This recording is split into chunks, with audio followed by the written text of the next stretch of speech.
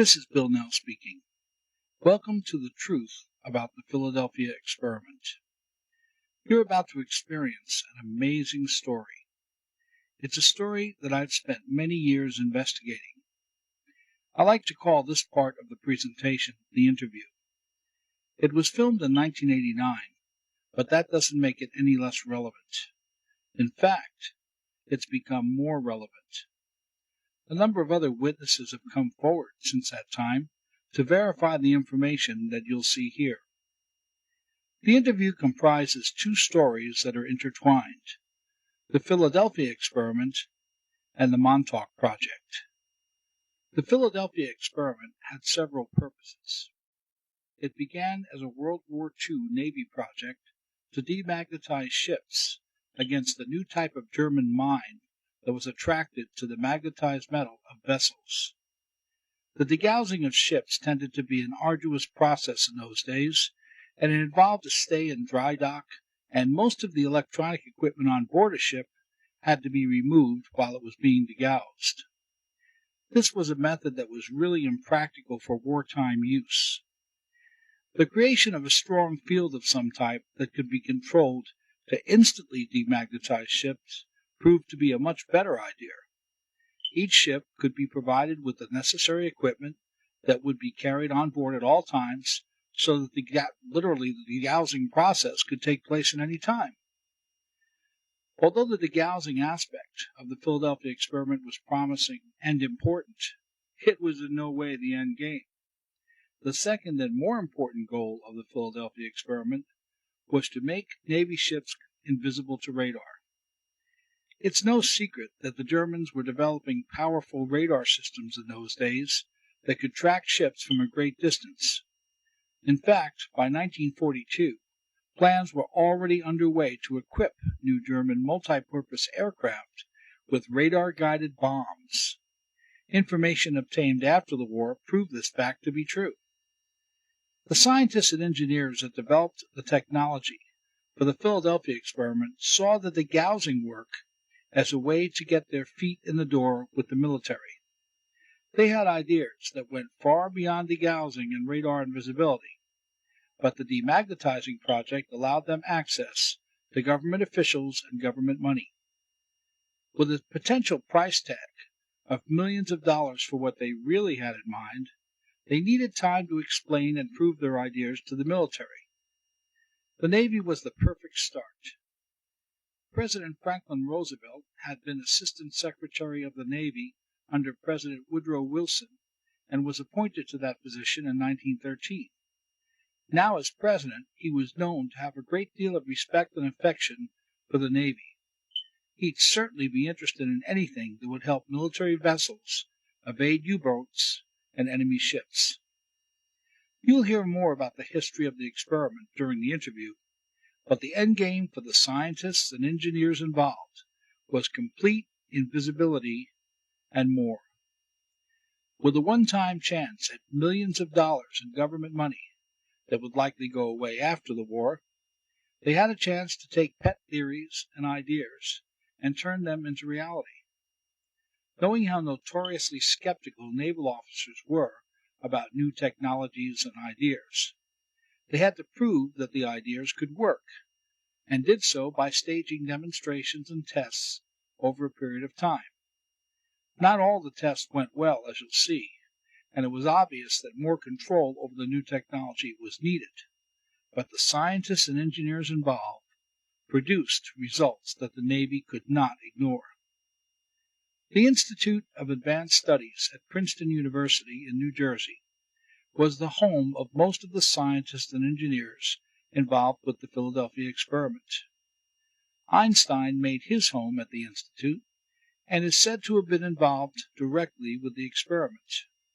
It's a historical fact that he was under contract to the Department of the Navy during World War II. The work he did for them remains secret. Other great minds, like John von Neumann and Nikola Tesla, were also involved. A number of the prodigies who worked with these great minds also worked on the Philadelphia experiment. I tend to believe that the entire saga began because these prodigies urged Einstein and others that they worked for to pursue the practical application of theories they developed at the Institute by contacting the military. If these theories could be proven true, there could be a chance at millions of dollars in government money, and actually this would be a chance for the prodigies to establish their own reputations and their own areas of development using those much-needed government funds. With the nearby Philadelphia Naval Shipyard and its assets placed at their disposal, things moved forward to the point where sea trials of the technology were planned and carried out in the early 1940s. During one of these trials, a hyperspace portal, or window, or Stargate if you will, was opened, which transported two of the sailors from the test ship to another place in space and time. That place was the Montauk base, where the technology originally developed from the Philadelphia experiment was now being used on even more advanced and bizarre projects, as you'll soon see. The time was the 1980s, and the place was the eastern end of Long Island, near the historic Montauk Lighthouse. There's a great deal more to this story, and I'll allow the interview participants to fill in the blanks for you. And you'll certainly want to listen carefully because it's quite a story. When I first went to this special event, I must say I was skeptical and ready not to believe most of what was going to be said, simply because it didn't fit into what I thought about technology and government and things of that nature, even though I've been a paranormal investigator for many years and investigated a number of outrageous UFO claims, some true, some not. But I did approach it as objectively as possible. And in fact, as you'll see, I brought people with me to help verify these claims. But let me give you a little bit of information about the people that were involved in this interview session. Let's begin with Preston Nichols. He was born on Long Island, New York, in 1946. He has degrees in parapsychology, psychology, and electrical engineering. Preston worked for most of his life in defense electronics and wound up at Brookhaven National Labs and AIL. In 1968, Preston's involvement with Montauk began. He got involved with the tail end of stealth research at AIL. Preston was told that the research started right after the Philadelphia experiment. He actually read the final report of Project Rainbow, which was what was known as the Philadelphia experiment in those days. The report named the Cameron brothers as being the Navy liaison in the experiment. Next, he got pulled into the Mind Sciences project at Montauk. They were working on interfacing a person's mind to a computer. Preston worked with Al Bielek on the psychic aspects of the Montauk Chair and the Montauk Boys program.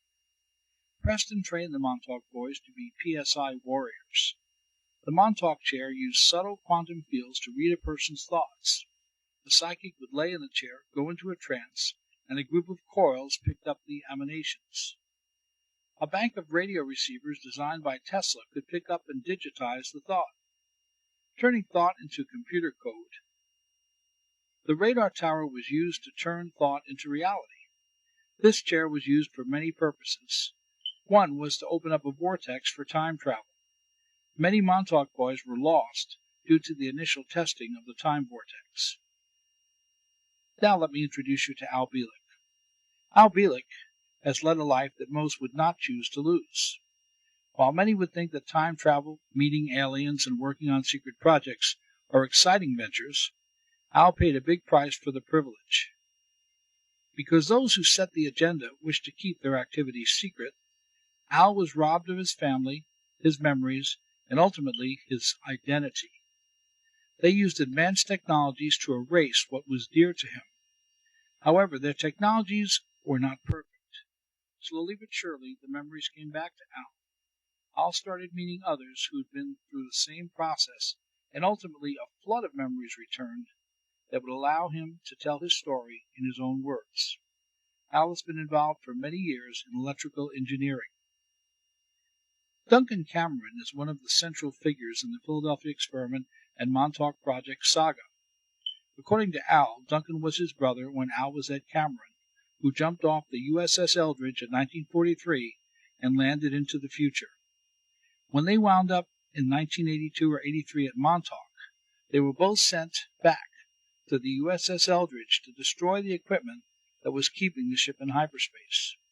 Al Bielek says that before the Eldridge rematerialized, Duncan jumped back off the ship and returned back to 1983. He was used extensively as a psychic in the Montauk Project. He became one of the principal psychics who manned the Montauk chair. The chain was used to create and hold the frequency required to perform the time travel and mind control activities.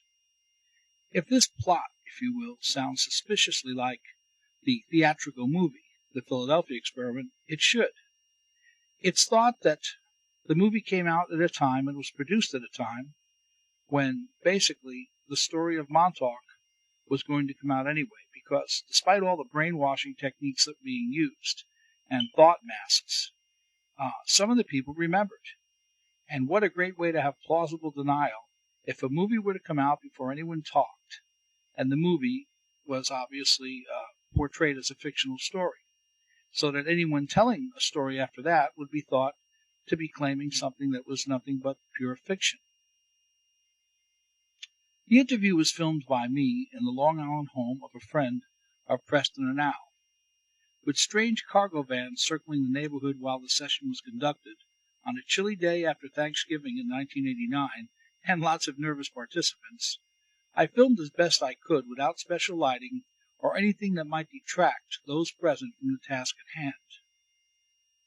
I was able to use microphones placed near those that were involved, so the sound quality isn't bad.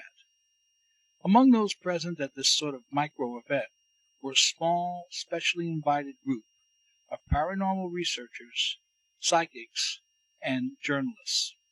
A friend of mine who wrote a number of technical manuals, including some for the space shuttle, and also worked in the defense industry, was there to provide me with verification of the technological claims by Preston and Al. Not only did he verify it, but hearing the story kept him up for days afterward and made him wonder why he and others working on government contracts were not allowed access to this amazing technology.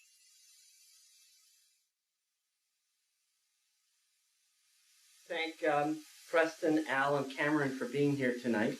Really, I mean, for all of us eccentrics, we are thoroughly pleased to hear about the Rainbow Project, the Philadelphia Experiment, the Phoenix Project, all that good stuff. And so I guess you can all take it the way you want, as one after another, while he puts on his sunglasses. And this is really, I think, a memorable event. And so you guys can take on the project, and thanks for being here.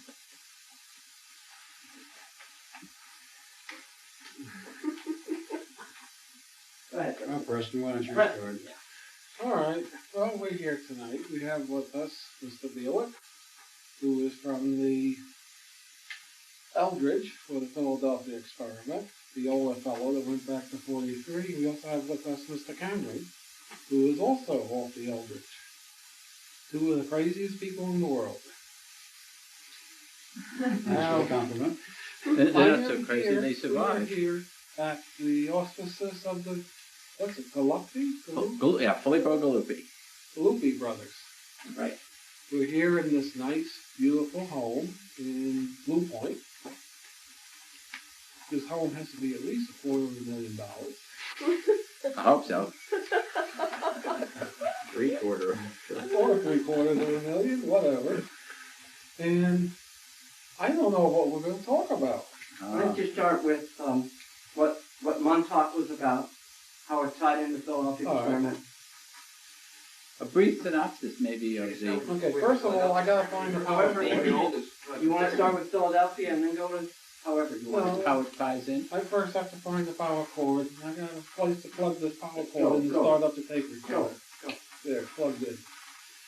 All right, way back when. Let's start with the Phoenix Project. Phoenix Project is a carry-on from the Philadelphia Experiment. That was a... Can you hear them? Can you hear them okay? That was a silly little project that the Navy did back in the 30s and the 40s, attempting to make a battleship invisible.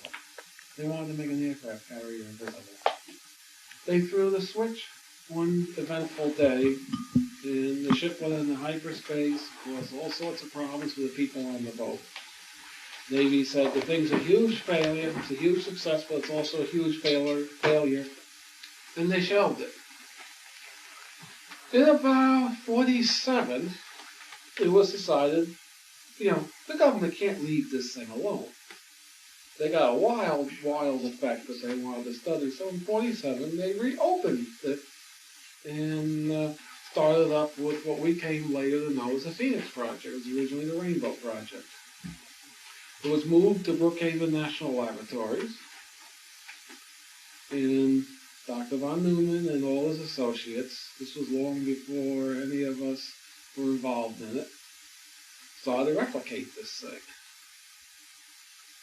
Out of the Phoenix 1, the early project, came the stealth technology, which I cannot talk about. Either of these two guys could talk about the stealth technology, but I cannot talk about it because of my job. And also came out all sorts of energetic little toys, such as radiosondes. What is a radiosonde? Well, if you remember all back when we were kids, we saw these little white plastic boxes that had a white bottle hanging down on it that they connected to a little red parachute, filled up a balloon with helium, connected the whole thing, and up in the atmosphere it went. The government told us, hey, this thing is a weather data package. It has a temperature sensor, has a humidity sensor, and it has a pressure sensor in it. And this thing will ultimately transmit temperature data, humidity data, temperature data, reference data. And the switching was controlled by the barometric pressure at the height by what they call the baro switch. This thing used a very unusual type of pulse modulation. In most cases, they used a CW, continuous wave oscillator, and pulsed the thing off. The pulse was pulsing it off. This turned out to be a very efficient conversion of electrical energy to etheric energy. Now, I very recently started collecting radiosondes.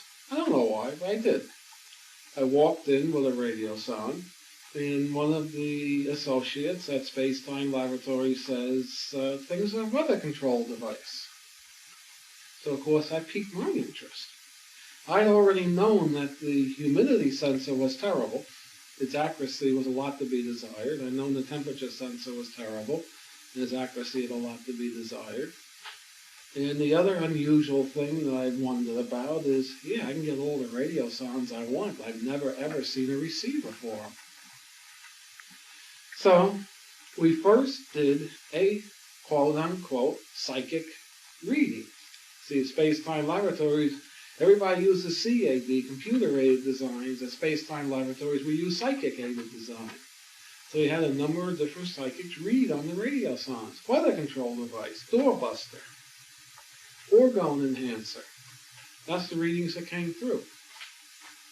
So I got very interested, and I started to ask around about radiosondes. The next thing I found out by word of mouth is these things were designed at Brookhaven National Laboratories up in Long Island, New York, just up the road from this place. And I started to talk to people I know at Brookhaven. Ran across a retired gentleman from Brookhaven who wishes to remain nameless, so I won't name him. He'll stay anonymous. He told me that the design was originally done by a character by the name of Wilhelm Reich. Of course, that piqued my interest even more. Wilhelm Reich. The story goes that in about 47, Mr. Reich handed the U.S. government a weather control device, a little package that would do door busting. He felt that if he could reduce the amount of door and increase the orgone in the storm wouldn't be violent, it wouldn't have winds, and it wouldn't do the damage. It would be a less violent storm. What is the DOR? Deadly orgone. Dead orgone. That's the bad stuff. And where does that come from? No one really knows where it comes from. I've heard a number of theories.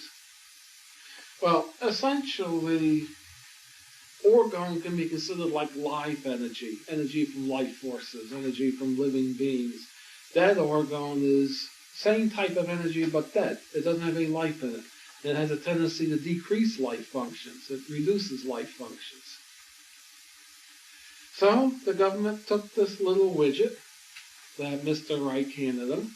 He told them, put it on a balloon, send it up. Of course, they put a parachute on it because they didn't want the thing coming down with a big, loud, crashing bang through somebody's skylight, and the government gets sued for all sorts of money.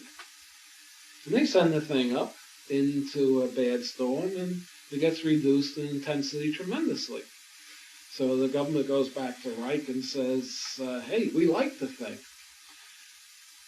So they launch another part of the Phoenix Project where they design these radiosondes. This is almost like a little subsection of this, by the way, this story. Now, of course, I dug further and further into it. As I already noted, I talked of the receiver. There are instances where we know they launch these things from every boat at sea, every airport, every weather station. They launch them from planes. At one point in the 50s, there must have been maybe 200 to 500 of these things launched every day. The radio range, being a radio person, I can tell you about that. I checked it. The radio range on these transmitters, even up in the air, maybe is 100 miles. So that means when they launch one of these frequencies, there have to be a receiver close by. They're going to send up a data transmitter and now have, they have to have a receiver. That means if they're sending 200 or more of these things up each day, it's got to be one pile of receivers. These receivers should be very common. Now, I happen to be a receiver collector. I have over 100 receivers in my personal collection of receivers. I have never seen a radiosonde receiver. I've heard them, but I've never seen one. I got almost every other receiver that was used in the 40s and the 50s by the military. I have a question. What is the center frequency without modulation on the radiosonde transmitter? 403 megahertz and 1680 megahertz. They use two different frequencies. They're both on simultaneously? Huh? They're both on simultaneously? No, it's one or the other. One for primary and one for secondary? No, it's one transmitter or the other transmitter that's in the package. The early ones are on 403. The later ones, exactly? plus or minus 2 megahertz. And the later ones are on 1680, plus or minus about 6 megahertz. They were crystal tuned or? No, they're just free running oscillators. They're running oscillators. The 400 megahertz, I was going to get into the details, the technical details, how the radiosonde worked. All right, this is a good time to go into that. I don't have any illustrative material, so I'll have to attempt to describe to you people how the circuitry worked. It's a very unique system that they had. Essentially, the temperature element was a thermistor type. It is a negatively varying resistance with the temperature. As the resistance goes up, as the temperature goes up, the resistance goes down. Now, I had a mass spectrograph done on one of these thermistors, and I compared it to a YSI thermistor. And they both have carbon in them. They both are essentially carbon, but the radiosonde thermistor had some silver in it, it had some gold in it, had some platinum in it, had some iridium. I'm trying to remember the other two elements it had. It has a fair amount of silver in it. Silver was about 10% by weight. Now, for a thermistor, it's not going to make it any more accurate. If anything, it's going to make the curve go really strange. You're doping it with metals like that. Of course, you read Wilhelm Reich literature, you'll find out Reich used sensors that had gold and silver in them. So that's one interesting note there. The humidity element is a plastic plate with silvered edges with a grid of conductive lines going across the plastic plate. This way and this way. This way, this way, this way, this way, this sort of thing. They put on it a very odd mix of chemicals. The chemistry lab has not come back yet what the mix of chemicals is they put on it. Now, the unusual thing about the temperature, the humidity element, is most electrolytic resistors I've ever seen, the resistance goes down as they get damp. These things, the resistance goes up as they get damp. Now, what we're theorizing at this point, which we've proven from the esoteric side, we have no physical data to back it up, is that the thermistor rod, the temperature sensor, the temperature rod, acts like an antenna for the door. It acts like a door antenna out of phase. That's the dead orgone. The humidity sensor acts as an antenna for the orgone. Of course, this parallels the whole idea of, you'll see in esoteric circles, people use salt water solutions with different electrodes in them to detect these energetics with a fair degree of success. Looks like here, Wright took it much further. Now, the pressure sensor is essentially what they call a barrow switch, or a pressure-sensitive cycling switch. As the thing would rise, the pressure would change, and the needle in the little barometer would go across a switch segment, hit the segments of a switch. That drove a relay that would in sequence put either the temperature or the humidity sensor back and forth. It would switch between these two sensors. Then it would switch to, which I'll explain in a minute how it's done, to what they call a reference mode in the transmitter. So what they have, as this thing rises and goes above the earth, it transmits a signal that destroys the door, and also transmits a signal after that, or before, however you look at it, that builds up the orgone energies. Now, let's consider the transmitter. The transmitter is a very interesting little beast. It is two oscillators. An oscillator that runs at the carrier frequency, the 403 megahertz or 1680 megahertz. There's a second oscillator, which is a 7 megahertz oscillator coupled into the grid of the carrier oscillator. Now, the control grid of the modulation oscillator, the 7 megahertz oscillator, has an RC network that causes it to do the relaxation number. Now, as the oscillator runs, it builds up DC across the grid when the capacitor that's in the RC network for the relaxation oscillator. I have to apologize, I don't have any schematics with me. I didn't expect to talk at this, but there was interest at the table. As that capacitor would build up high enough in charge and put a high negative bias on the grid of the tube, cut the tube off, the oscillator would stop oscillating, of course.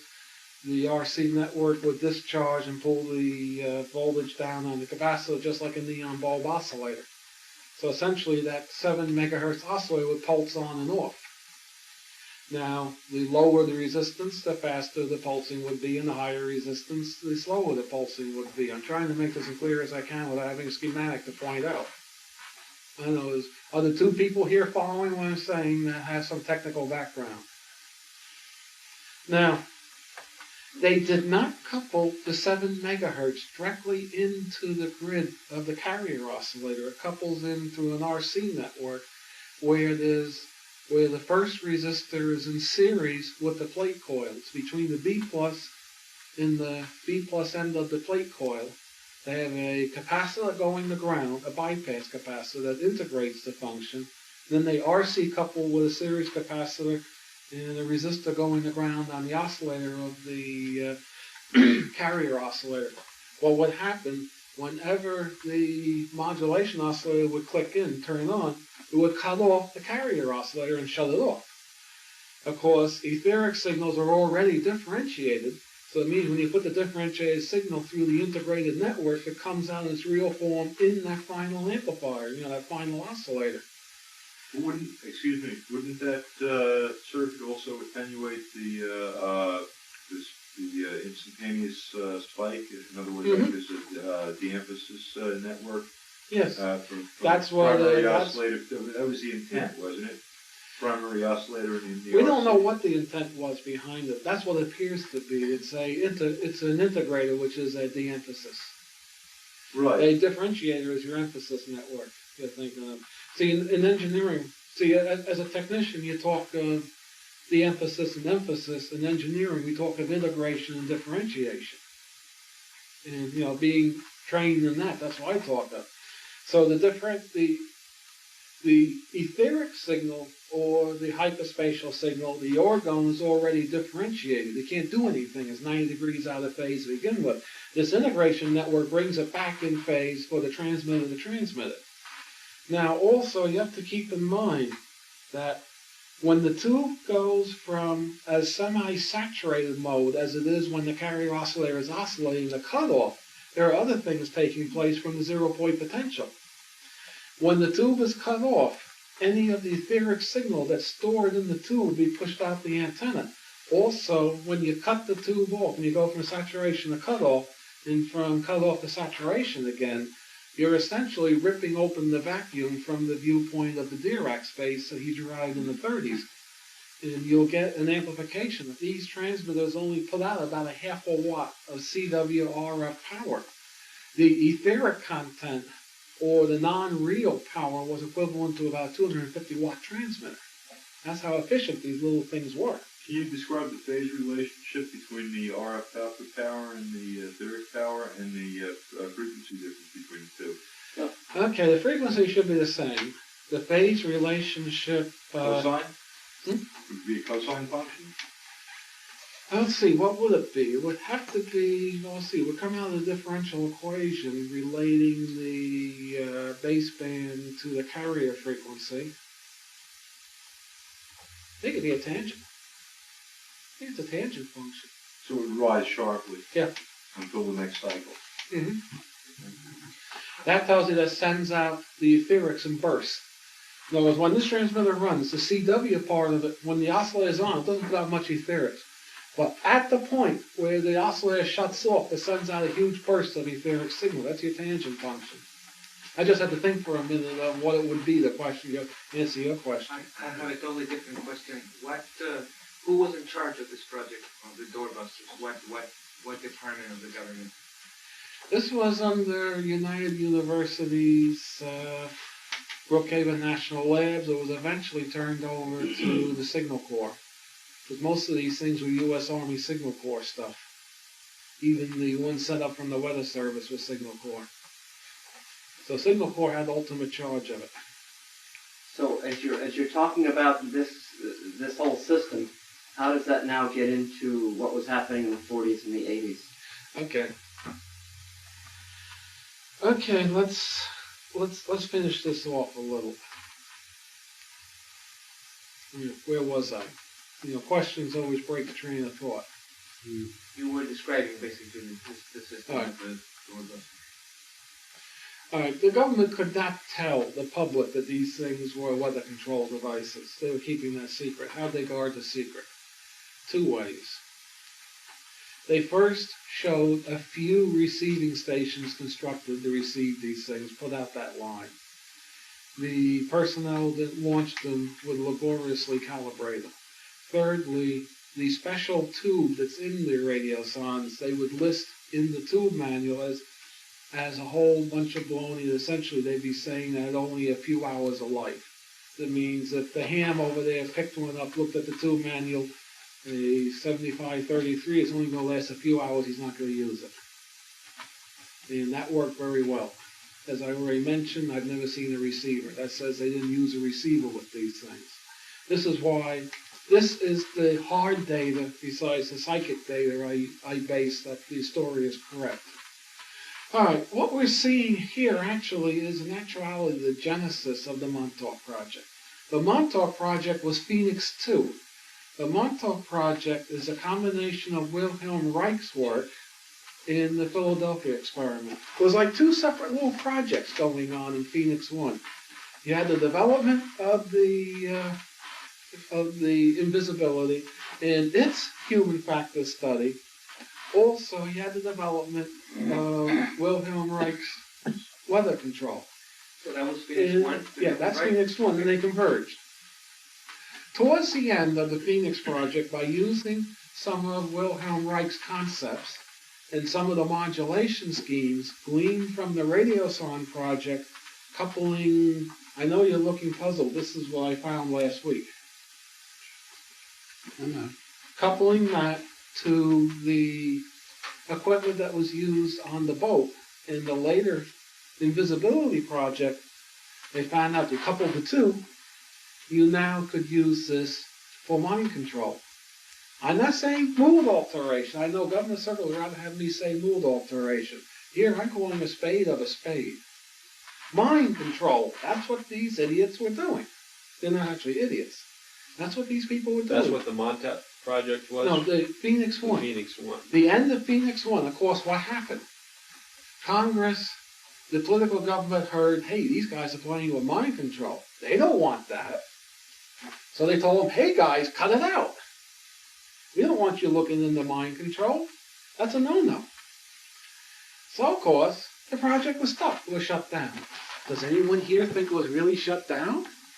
No, of course not. The people that were running this project went to the military and said, hey, we got this nifty little project going. We can eventually use this to influence the mind of the enemy to give up and to surrender. We need a place to do this. We got to do this undercover now. So, of course, the military, they love the idea. You know, they'd love something, throw a switch and the enemy puts down all their weapons and comes up hands in the air. They love this. So the military was sold a bill of goods, and the military was said, okay, you can use the old Montauk Air Force Base. It's dead, it's derelict. Also, some of the equipment you requested is on that base, the old Sage radar. So the base was shut down, everything was auctioned off, but the Sage radar was left behind. And the whole group moved from the Brookhaven Labs out to Montauk. That's Phoenix 2. Of course, they spent the first 10 years, from about 1969 to about 1979, researching pure mind control. They started out by taking the output of the Sage radar, modulating it to special ways that they came up with that Reich had shown them from the weather control process, and combining that with stuff they noticed from the Philadelphia experiment work and the stealth work. And they were hitting these poor bastards with the microwave beam out of the Sage transmitter direct. Sage transmitter transmitted at about 400 megahertz, 406 megahertz, I believe most of the time it was set at. Would hop around frequency a little. It would change in phase. It was pulse modulated. They used the Amplodyne concept where you had many stages pulse modulated. Each one was pulse slightly different to build a form in the final stage. Do you notice specific pulse width or frequency of the pulse width? VRF was anywhere from 10 cycles to about 750 cycles. The pulse width, depending upon how they loaded up the capacitors, the voltage could be varied anywhere from about 10 microseconds to about 75 microseconds. The center frequency was 406 megahertz, generated from a stay-low type function, which was referenced from a zero-time function. Was there any other modulation on this, phase modulation, frequency? There was phase modulation, there was frequency hopping on it. Now this is as I saw it when I got on the station. I'm first trying to account what our digging and psyching and digging and talking to different people told us was the genesis of this thing. Let's keep all the technical questions till later. Okay? But let me straighten out the chronology. Phoenix 2, then it would start in 1969? Yeah, about 69, 70, 71, somewhere in there. Phoenix 1 went from basically from World War 48 II to 68. to 68. Now, essentially, the first part of the mind control project was to take an individual, such as Duncan here, stand them maybe, 250 feet away from that antenna. As I was starting to go into what the Sage radar was capable of. The Sage radar had a peak pulse power of a half a megawatt. That's in the antenna. The antenna had a gain of 30 dB. So that means you're a megawatt. It has a peak pulse power, effective radiated power of at least a gigawatt. This is nominally a gigawatt. Can you imagine what that would do to people? I think it's amazing that the people are still here today that have been hit with this. It does such things as burn out brains, functions, and neurological damage. And you look inside of a person's lung that had this done, it'll look like the lung is all scarred from the heat generated, and it just goes on and on with physical damage done to the body by this sort of thing. They tried this with a number of people, a few survivors, in this sort of thing. Where they get the volunteers for this? They were just grabbing indigenous people off the street and throwing in front of the radar beam, and let's see what happens. That's the sort of nonsense that the government loves to do. Who was in charge of the project at this time? It was covered now. Mr. Jack Pruitt was in charge. All right. Along with Dr. John Van Neumann. In any particular agency? I'm not sure what the agency was. Now, somebody got the brilliant idea, upon the urging of the different people, they got the idea. We're not sure who came up with this idea first. The signal they really want goes through the reflector. Let's take the big banana peel, that's what's called reflector, turn around 180 degrees and put the subjects directly in line with the gain horn feeding the antenna. Lo and behold, they got their results and then burned the people up. The poor bastards survived. They hit them with this signal. But they found out by varying the phase modulation, the frequency hopping, and the pulsing of the multiple stages, that they could have profound effects on a person's mind. Could you describe some of them? I think these two gentlemen here could describe them much better than I can. But let's not go into that at this point. Yeah, why not? Let's at this point break from the technical description of the first, what I consider to be the real mind control work that they had done that was successful. Let's go into some of the effects. Mr. Bielik and Mr. Cameron, I think, can do more on this than I can. But that was the goal in mind control of this whole project. That was the started goal. That was the first goal. Started. Yeah. And how many people more or less worked on altogether on the base? Approximately. That varied. About 30. About 30. Who authorized them to go on base? Who authorized them use of the base? Air Force. The Air Force and the Navy. Air Force and the Navy? In conjunction? Air Force and Navy work together? Yeah, this was a joint project. There was both Navy personnel in it and the Air Force personnel in it. Yeah. We even have copies of the orders of the Air Force personnel. And what was the cover story for the base? They must have had something. They had none. No? It was a derelict base It was abandoned. It was turned over to GSA as surplus in 1970. around 69, 70 when they shut down all the stage radar systems. In other words, there was a non-existent operation. Right. There was no government coverage for it. There was no government payment. There was a surplus base which allegedly had nothing on it. So it was the perfect cover. Where'd they get the funding? It was totally private. Yep. Private corporations? Essentially. It didn't originally come from corporations. It did in the later phases. The original money came from the Nazis, the Nazi government. In 1944, there was a raid. That was Phoenix 1. No, that wasn't Phoenix No, not 1. Phoenix 1. This is Phoenix 2 and Phoenix 2, Phoenix 3. really? Yep. In 1944, there was a American troop train that went through a French railroad tunnel carrying $10 billion in Nazi gold, which they had found. This is documented in a movie on the old Patton scenario, in which this train was dynamited in the tunnel, killed 51 GIs, and of course Patton, who was then in Europe, decided he had to investigate this. He couldn't understand how an American troop train in the Western Territory was dynamited in a French railroad tunnel. And he was concerned about the loss of 51 GIs. And also, as it turned out, $10 billion in gold disappeared. That was $10 billion in the valuation of the then existing European prices of $20 per ounce, not 400. The gold disappeared. It turned up 10 years later in the U.S. at Montauk. This has been verified since. And that money, that gold, was used to finance the project initially and for many years, because the value went up, as the value of gold went up, to approximately 100 billion plus. And they spent all of it and ran out of money. That's when they tapped ITT. And that's when they tapped ITT, who then from that point on funded it, because ITT was owned by a certain German group known as the Krupps. Okay. And that was, again, the same Nazi connection. Now, in terms of personnel, many of the scientists, the civilian people and scientists there, were all ex-Nazis who came from Nazi Germany, either after the war was over with Werner von Braun, or were snuck in before the war, as was Dr. Unterman and a few others.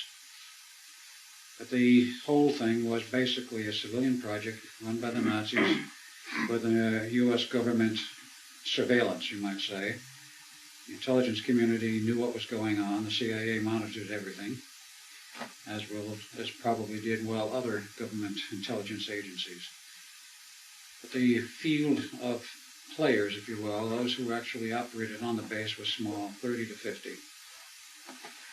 And the funding was entirely private.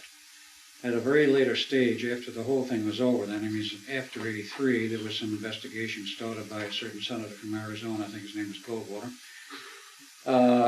They couldn't find any trace of government funding, no government oversight committees, no payments of money of any kind, no appropriations, nothing. They went absolutely bananas trying to figure out how a project of that magnitude and that scope could have been funded when there was no government money.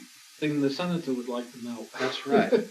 See, Pruitt was Air Force. He was an Air Force colonel, I believe. How did you get Air Force personnel assigned to a derelict base? Right. Pruitt had his office in the Pentagon. I found that out through other connections. And he was the basic director through the whole of Phoenix 2 and 3, though actually they had two directors. They had the so-called psychic metaphysical director, which was Pruitt, and they had a hardware electronics director. It was originally Dr. Van Neumann. And after he left, Dr. Unterman took over, Hermann C. Unterman from Germany. And they also had an electronics expert who, through most of the period of time, was a Dr. Matthew E. Zarrett, who came in with Werner von Braun in 46. In fact, I understudied the man, strangely enough, in New York College of Engineering in Newark, New Jersey. He was my college prof there. And I didn't know a thing about his connections or his background or that he had come from Germany. Lo and behold, he turns up there. Private funding all the way until, well, actually 100%. 78. Until it was over, there was still private funding through ITT. Oh, I'm sorry, yeah.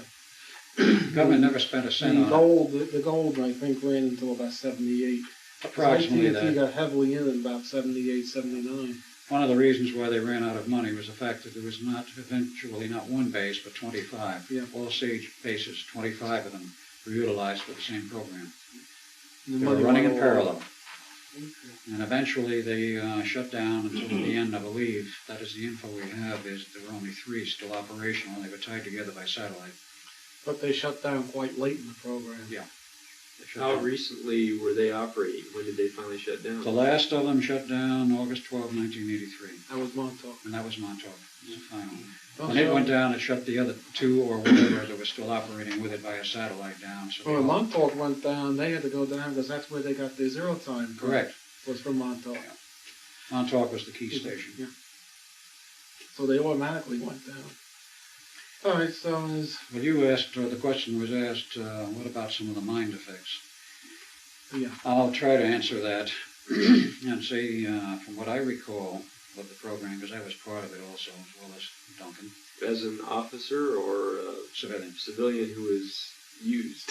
Used is Used. the correct term, very definitely used. You were Both of these subjected guys to were the, used.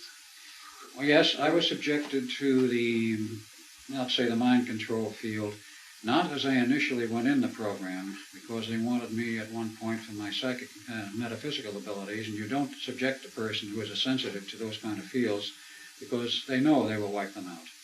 or alter them so drastically that they're useless. But they assigned me to a particular part of the program involving the indoctrination of the younger recruits, we'll put it that way. And after, let us say, one of the first attempts at indoctrination, which turned out to be a total disaster, I said, there's no way I will have any part of this program, no matter what you do or say. So they said, oh, yes, you will. And I said, well, no, I won't. So they put me in front of this roasting oven, if you will, the mind beam, and it did do damage to me. And finally somebody else said, shut it off. He isn't going to give in to it. I suffered some damage, but not severe damage as some others did. And it did affect me to some extent. Duncan was affected much more heavily for other reasons. But nevertheless, the effects were, in some cases, totally disastrous. They burned brains out and the people just dropped dead. Now, neither of us were among those category, but there were other recruits, young kids they picked up, you might say, off the streets, wherever they could find them. The basic age bracket was between 12 and 16. So that's where a lot of the disappearing Yes. kids disappear. 10,000, we estimate, went to Montauk. The total number would be about 250,000 with the 25 stations estimated. What the actual final directives, what the final thrust of the program was in terms of these kids, we had never come up with the answers. They wanted them fully programmed for something, and we've never found out why. And eventually they disappeared off the station. They were sent to various locations and places.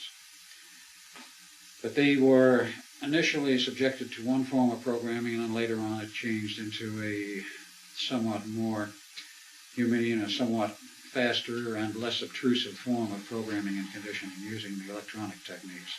The original was Reichian and was more physical and was less sophisticated. The later programs, after they worked out the techniques to use computers, electronic programming, and the electronic use of the Reichian techniques, and it became very fast, very quick, and usually took very well with no side effects. And these kids would never know what happened to them. They ship them back to where they got them, or to wherever they wanted them to go. They would know the better. Are you aware of the names or identities or the present locations of any of the individuals? I've run into a number of people over the years, let's say in the last 3 years, since I've become aware of the program and the fact that I was part of it. There is a very specific field identity pattern you can detect. If you're sensitive enough to read human auras, you can spot a person that's been through the Montauk program 5 miles away. Their auras are very distinctive in the way that they have been altered. You can tell them immediately if you know what you're looking for. And I've spotted many. I would say over a dozen. Mostly in the Long Island, New York area.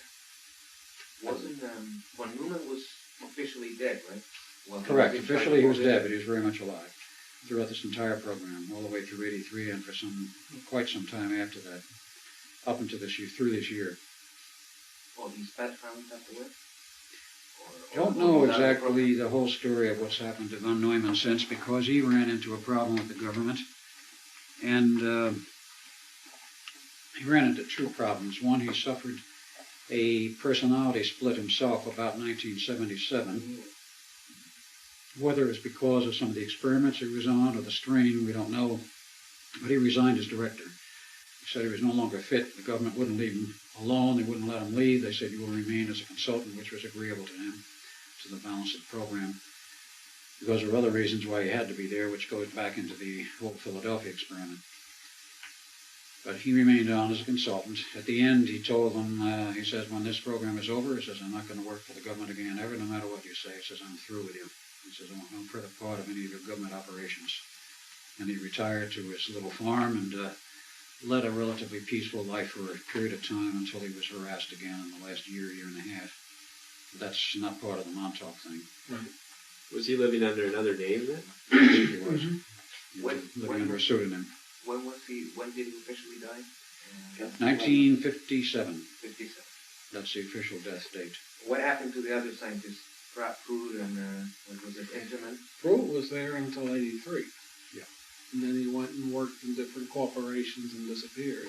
Hodgman was seen to turn up. You ran into him. Yeah, a couple of times, and that was it.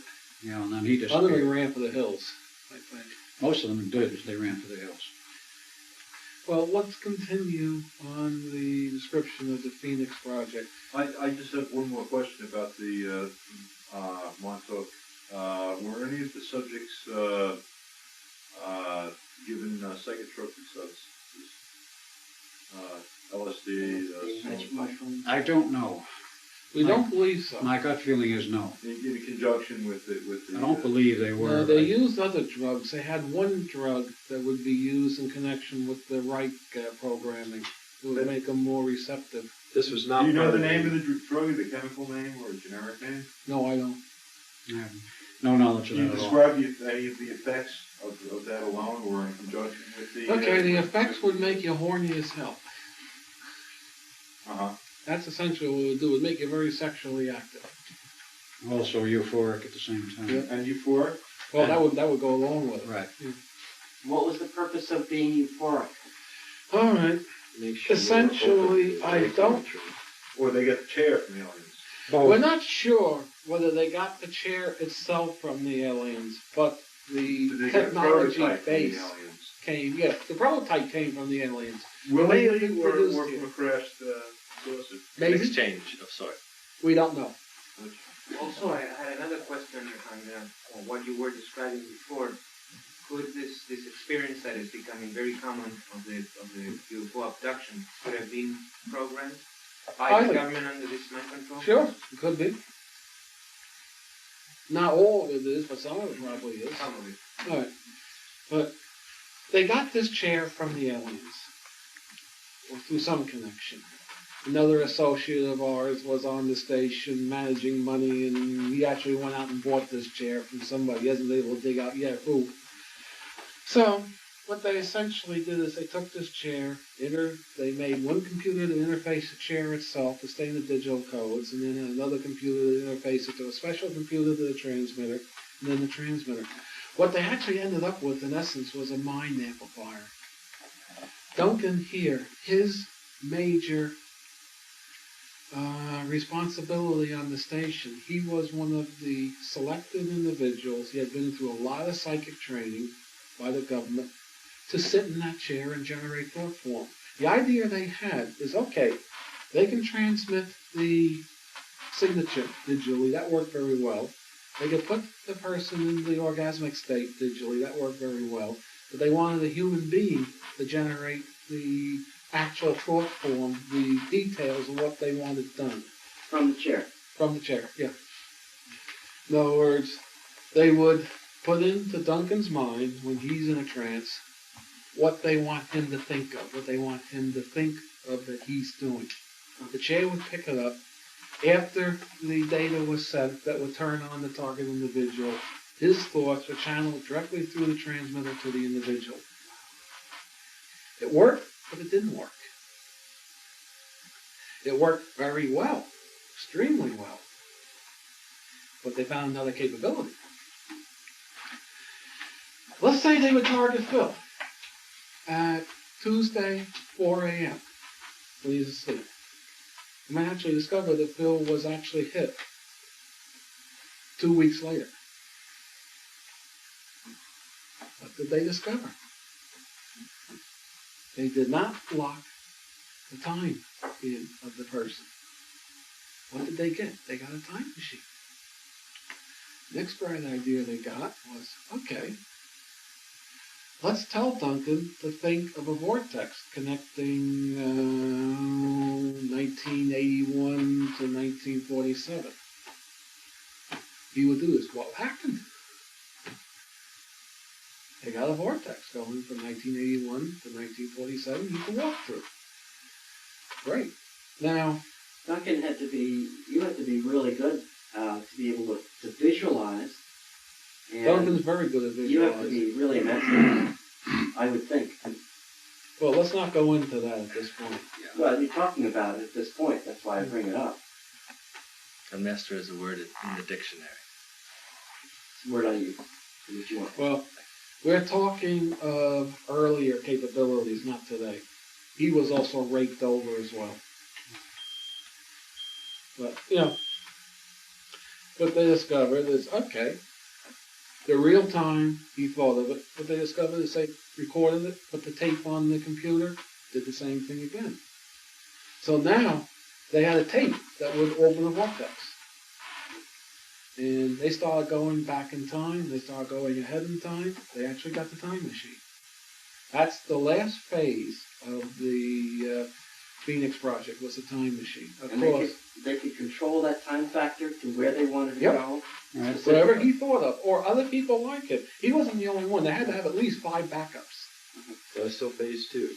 That was phase 3. Phase 3. Yeah, was the time machine. Now that time machine, what do you know the date? That got going about 79 to 80. They got that operational. Of course, Fully operational? yeah, about And it 79 can to 80. transmit both matter and Thought. signals. Yeah, and, right. They had this, you could walk through the vortex.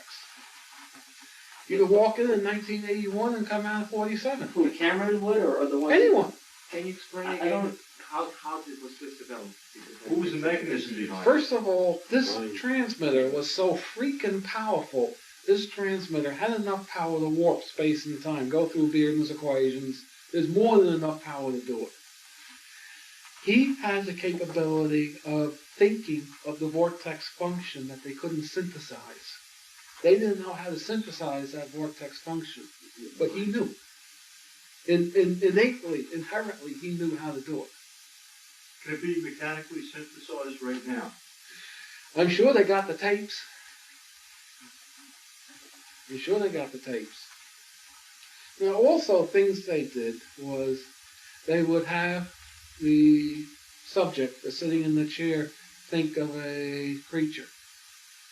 And that creature would precipitate itself. They would have the subject think, there's a car coming up the road, stop the car. The car would stop. There'd be no electrical activity in it. They would have the subject in the chair think of change the direction of the fish. And the fish would do this sort of thing. They would have the subject think all the animals on Montauk Point are going to charge into the town. There's records of that even to this day, of all animal life coming off the point charging into the town. There'd be, you talk to the local kids, now they're young adults out at Montauk, that lived out at Montauk, you'll find out there's rumors of kids hearing big things stomping around the woods on the point. That's what came out of somebody's mind, precipitated through this huge mind amplifier. They almost had the power of creation. They could almost create a being. The problem they had is the being only stayed as long as the transmitter was on. Flip the switch. The being stopped all its mobility and faded back into hyperspace. But that's how powerful this thing was. This thing, you're talking gigawatts, and the etheric power probably many, many terawatts. You're talking astronomical etheric power. Because they're using multiple pulse modulated amplifiers on top of pulse modulated amplifiers, opening different windows from the drive of this amp to that amp, and you can encode all sorts of zero-point functions as you go through what they call the amplidyne function. See, the amplidyne is essentially a zero-point amplifier. So by the time they started pulsing the 100-watt stage, by the time they got out to the half a gigawatt output, the etheric power was up in the sky. This thing was tremendous. This transmitter, it took at times 2 generators supplying a megawatt each to run this thing. They were pumping 2 megawatts into this whole building, which you'll see pictures of. But, I don't think I can overstate how much power, as far as we're concerned in this room, it's astronomical power this thing had.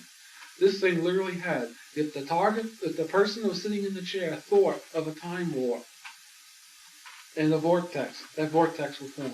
Excuse me, does this have any military applications that you're aware of? Silly question. I can think of thousands. And is that why Eastern Europe's almost free today? Because the Russians are simply scared of this? I don't know. Who knows? There's also other thoughts that other outside groups are saying to the Earth government, you straighten up or shift out. Well, Who knows? You said people could walk through this time vortex. Yeah, right. Did you ever walk through the time vortex? No comment. Do you know anybody that did that? Oh, yes. Could you describe at least the experience, or? would you wanna get Al. into it? Yeah, I can. Okay. I did more than once, and it's weird, to say the least. The recollection is that you. First of all, how is it formed? Just at the beginning, before it's created, what do you see before it's created? Before it's created, you see nothing but the building or the Or the area section. that you're in. You're in a chair or in No. an open space? No, what they finally ended up doing was they took whatever Duncan or his alternates would generate, they put it on tape.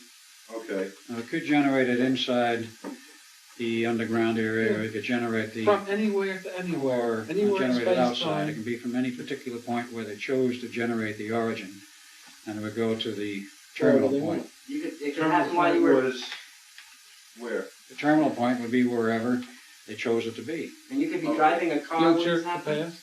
You probably, I mean, what would happen if you were driving a car?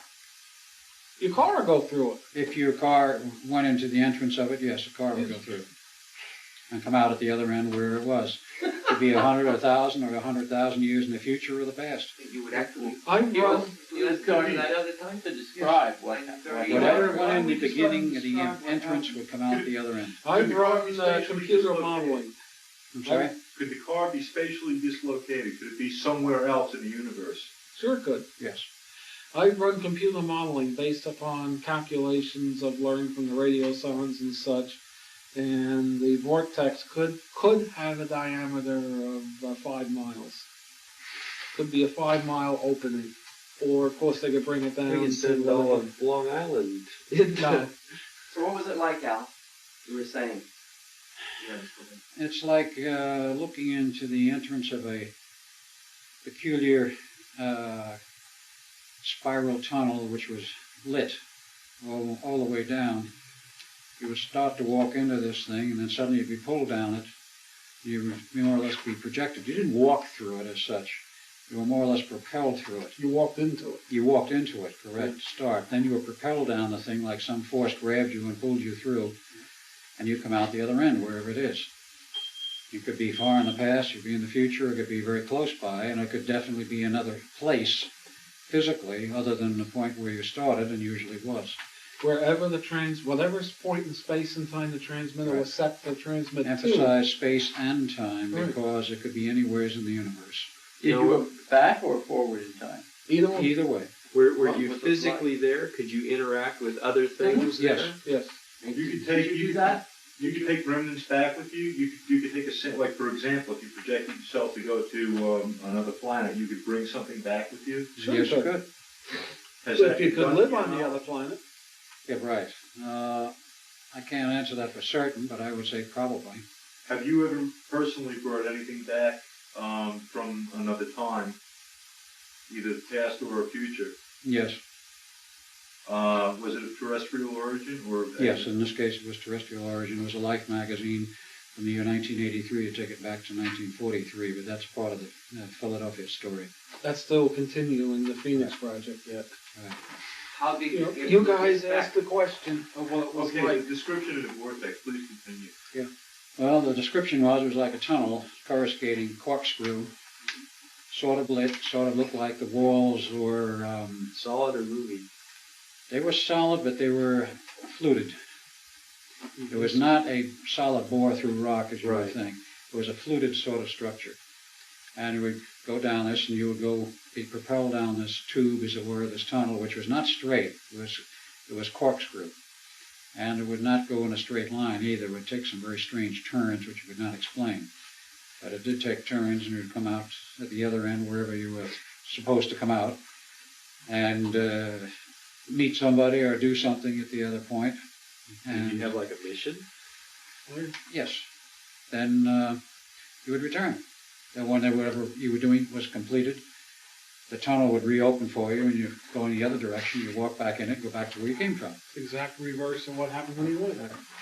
If someone switched off the power, would you be able to get back? No, No, you'd be No, lost in you'd be time stuck and there. space. And they never get back. you would not get back. People unless- were lost at That's what I was Montauk. going to ask. People were lost. Wow. I've heard of that. Was everyone who went through one of these programmees? Possibly. Possibly, we don't know of all of those people, those young kids who were programmed, what the final intent was. We only have a little glimmering of part of it now, and this is in the last week or two, and it's very incomplete. It's been a mystery to us for a long time. What was the end goal of all of these kids being programmed? What did they want to do with them? I mean, 10,000 there and all the other stations? There had to be a reason. When you said people were lost, does that mean that if the machine was turned off, instant disintegration or just abandoned in that time period? It would depend on which happened first. In other words, if they went down the tunnel and got to their termination, They were fine. they were fine. And if the tunnel was turned off and they couldn't get it refocused to that area in time, then the person was lost there. They were abandoned, so to speak, They were and trapped in floating that in time or hyperspace. location. If the tunnel disintegrated while they were in transit, they were lost. And if they Disintegrated. were abandoned in time, Yeah, they could be abandoned. and in this is time. going to be a sort of a philosophical question, Yeah. wouldn't they be angry and do something really wild to alter the future? Depends on where they were abandoned. Well, they did not abandon people in time. The problem was that the transmitter would glitch, and as you were in transit from time 1 to time 2, the tunnel would collapse, Yeah. and you were lost. You might be lost intact, you might be lost in a form of being atomically disintegrated, in which Who case knows? you were totally lost. But the philosophical question is valid. I mean, where you would go back in the past, could you alter the future? Sure you can. Of course. Has it been done? Has it Say been right done? now. Yes, there That's is. the reason we exist in a time loop right now.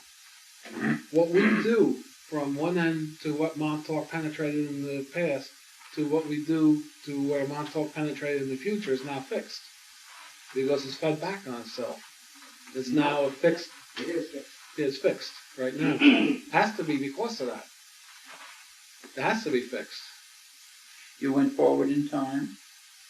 Went forward and backwards both.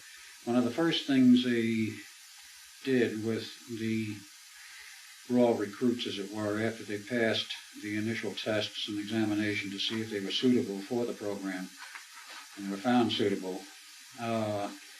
I don't know what the reason was, but I do remember that one of the things they did was they sent every raw recruit forward into the future to a year around 6030 AD, and it was always to the same point, someplace in the future in the middle of an abandoned city with a square where there was still a statue in solid gold.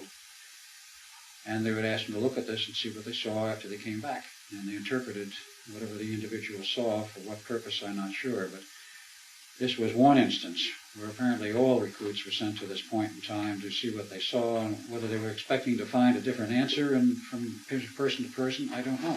Were they equipped with protective suits or equipment? No, ordinary clothes. That's if they were going to a friendly environment. Yeah. Well, if you're sending someone into the future, you know, into a possible nuclear... Well, they first would look into the future through the vortex. They could sample the air, they could sample everything on this side. Now, were there different potential futures that people could be sent to? No, because once you make the first connection into the future, it's fixed. Anything from that future point back is fixed. But what I'm saying is, are there different That's the alternate reason the futures government that they could go times- into? The first projection, yes, there's multiple different futures. But once the first projection is made into the future, from that point back, from the future, let's say they project from 83 to the future. Okay. From this point back, it's not fixed. Because the fact that he went from here to here has not fixed the time Even flow. after they turn off the machine Yeah. or whatever? Because the fact they turned off the machine does not alter that he was here and then came back. Then that sounds like you couldn't change the present by sending someone to the past. Yes, Vice you versa. can. Definitely. You can, yes. Yes. You Exactly. can change the present by sending someone into the future, too, Right. for that matter. Yep. And How do you under change the certain- present by sending someone into the future? Under certain conditions, you can. When it's a closed loop, you can. Cameron, had you gone into the future at all? Yes.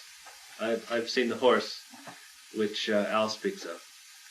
It's Oh, the golden statue. the golden statue. It's a horse with no rider. It's an abandoned city. It's sort of like a dream state. It's very peculiar, where there is virtually no dynamic ability ongoing. It's a very stationary, almost frozen state. No markings on the statue, no, you know what it was, what it referred to? I don't think I can say. Beyond that, you want to make any statements about anything else in the future that might interest people, or that you could talk about without doing damage? Only in the fact that when there is a function that is presented ahead, there are increments that from that particular point in time, which was propagated from, there will be effect back to the initial point of reference. That is the nature of the beast. As Preston spoke, once you have a reference, Once you close the loop. whether it be ahead or behind, that doesn't necessarily mean that that particular point in the future cannot be changed. Everything and nothing is possible. So If there along were those lines- changes that were going on in the future, you can't really do much about that yourself, could you? That's correct. But could it this be just like a projection or something, or not the real future? Some kind of condition Duncan- thing on the mind? To answer the question, depending upon what realism set of functions, however they be real or manifested or surrealistic, depending what function and what time line, there are many timelines and functions of realism. Depending where you're going and where you attribute the point of reference, that determines how it will affect, as let's say you and I here, as to us here directly, the realistic point, how much that, let's say it's a manifested realism, that could have some effect here, but not that dramatically, as something, let's say, us sitting here 20 years ahead, that is in our space and framework and function of time, so that would affect us more dramatically than just something that was sort of created. Okay, say that one psychic sets up a vortex to the future and we use that and then we shut that one down. If another psychic sets up a vortex to the future, will it go to the same future or can it go to a different one? They go to wherever the function is generated to go to.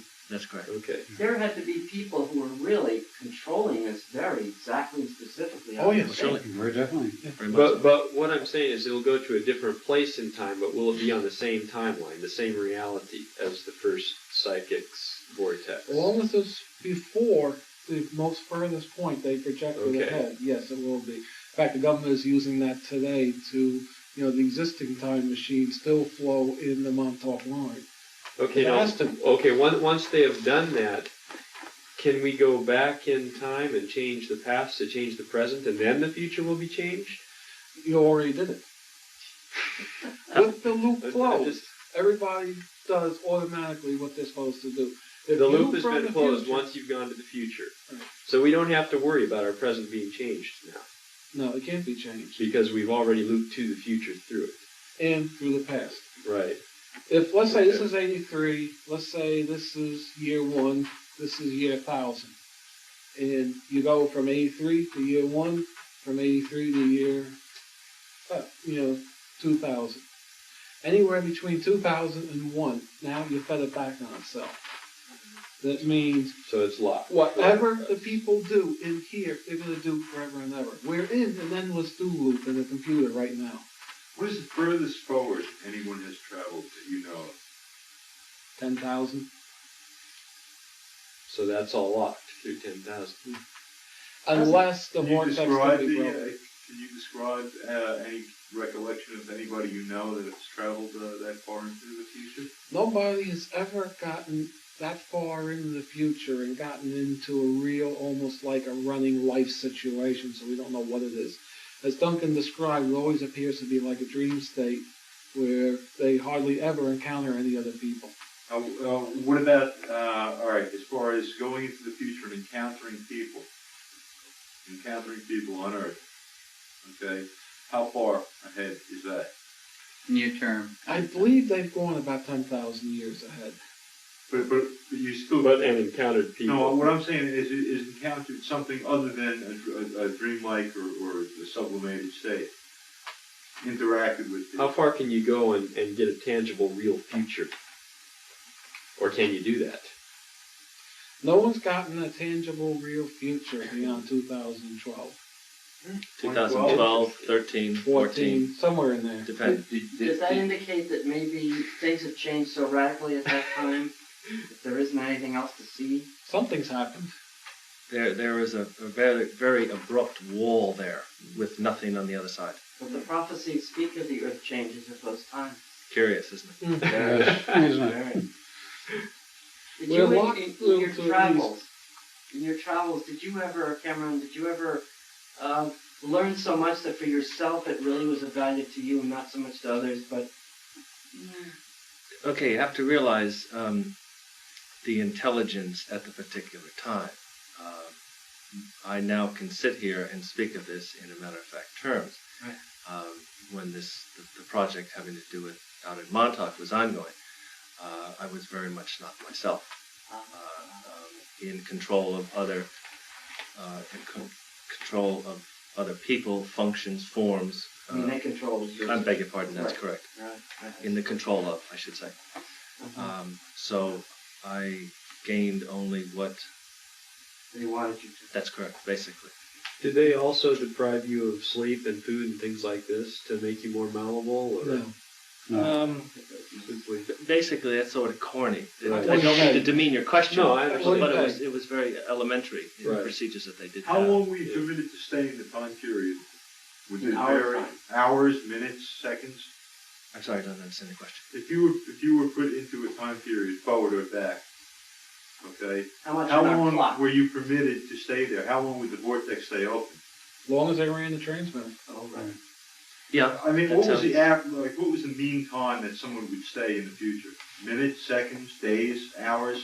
I can't answer that. hard The to question say. is not answerable, No. considering I mean, the in your format for which we're perception of traveling. time, in your perception of No, time, not There is no your perception. there is no such The people who were running consideration of perception of time during that period. It's There very. It wasn't a deal where they were told you got an hour to do the job, you gotta be back in an hour. Does that mean that when you went back, for the people on this side, it appeared you just went in and came right back Yeah. out? Yeah. So, Sure, basically. So you Yeah. basically left and returned at the same time, no matter how much time you spent. Some went sure. else. Yeah. Yeah. Okay. That's true. There were a few points where the thing glitched and you might have returned an hour later. But Well, it wasn't meant to. basically, when you deal in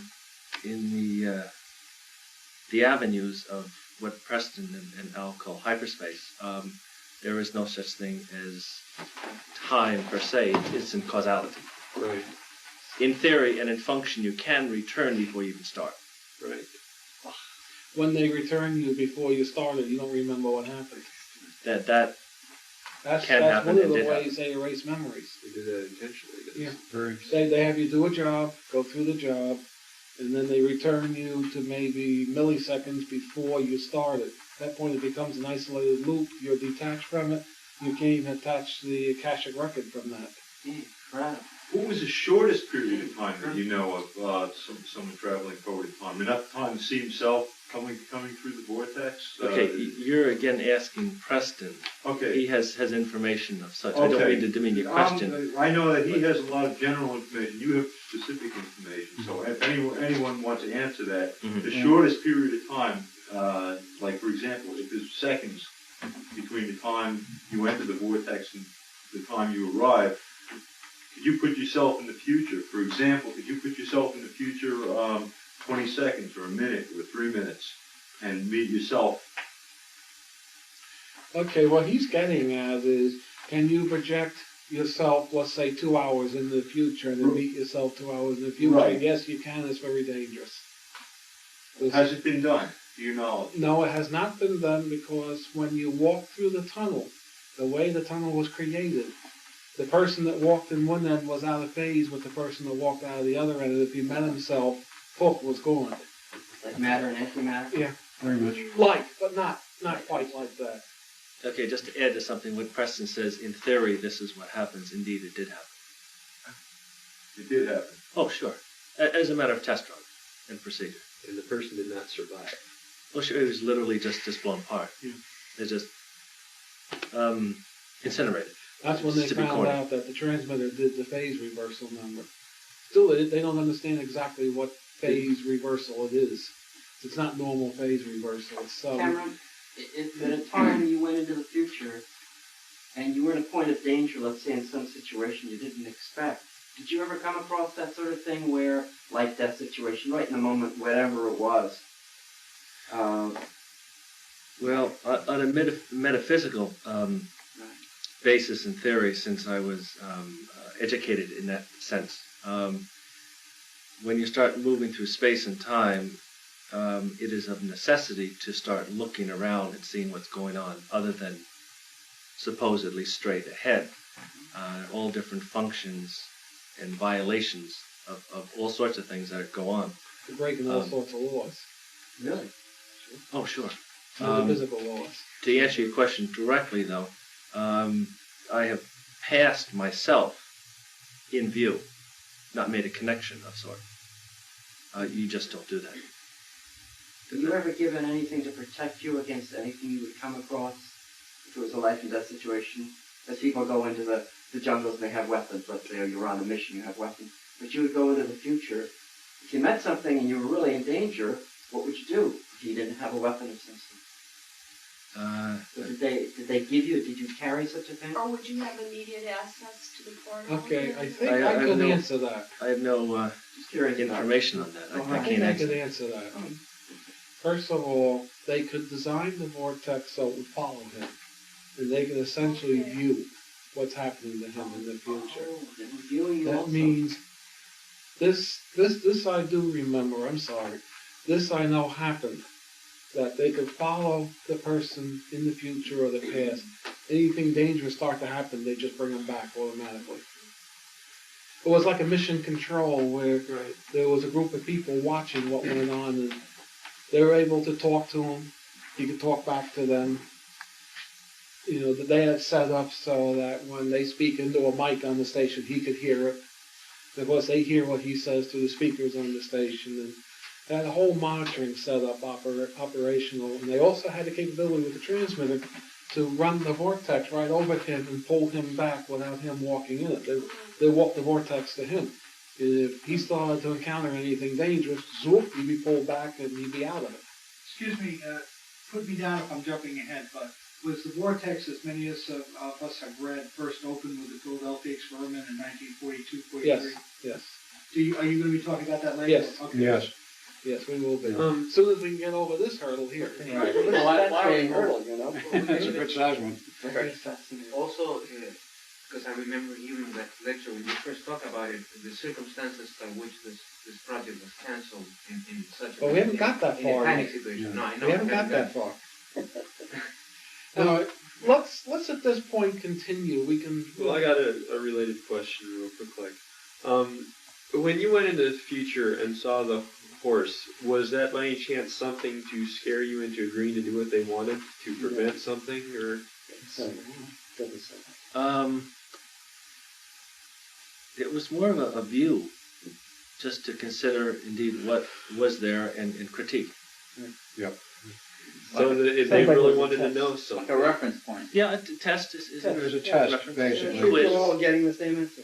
They wanted to see if everybody Cameron. came back with basically the same view, the same information.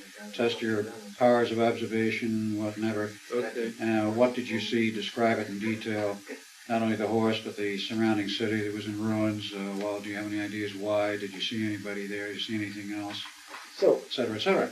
so when you would go through the vortex, if you were to go through right now, you'd disappear from this spot? Yes, Oh yes. very definitely. You wouldn't be here. I got you. You'd just be on the viewers. Right. All right. Let's continue.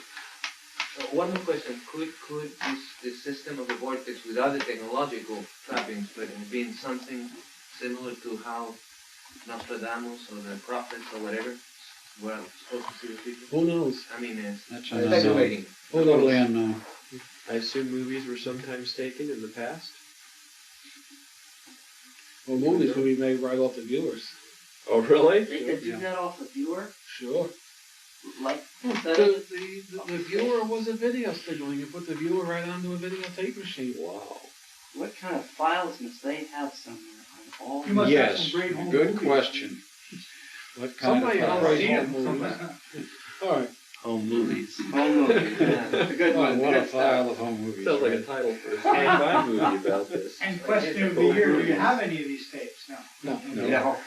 They were closely guarded.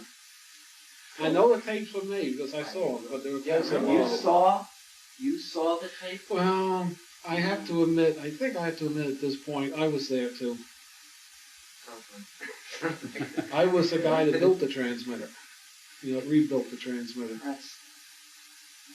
See, they did the number on me where I would go to work. And then I would be taken out to Montauk. I'd do 10 hours work, then they would bring me back, run me back to millisecond or so before I left, and I never knew what happened. I had to reference to that period to pull my memories. And I have done it. I pulled most of the memories.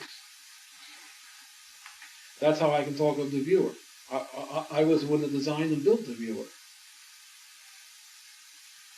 Of course, I had tremendous facilities behind me to do it. I And can't staff do it today. and information Right. and computers and garage. No, not like my garage.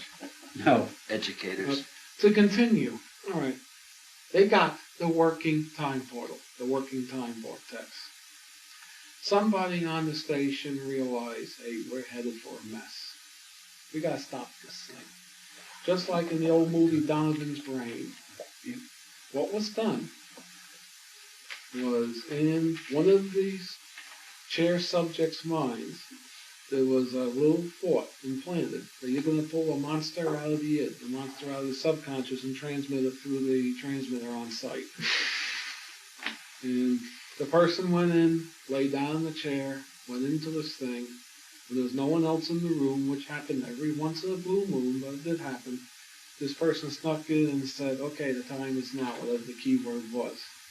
At that point, the person unleashed through the transmitter the form, and the transmitter precipitated this huge, big, black, hairy thing that was hungry. It ate everything in sight, buildings, people, ground, and they went into a panic when they couldn't control this thing and stop it. Pruitt says, shut the transmitter off. They go down to the power station, shut down the generators, throw the switches, freaking thing didn't stop. Kept going.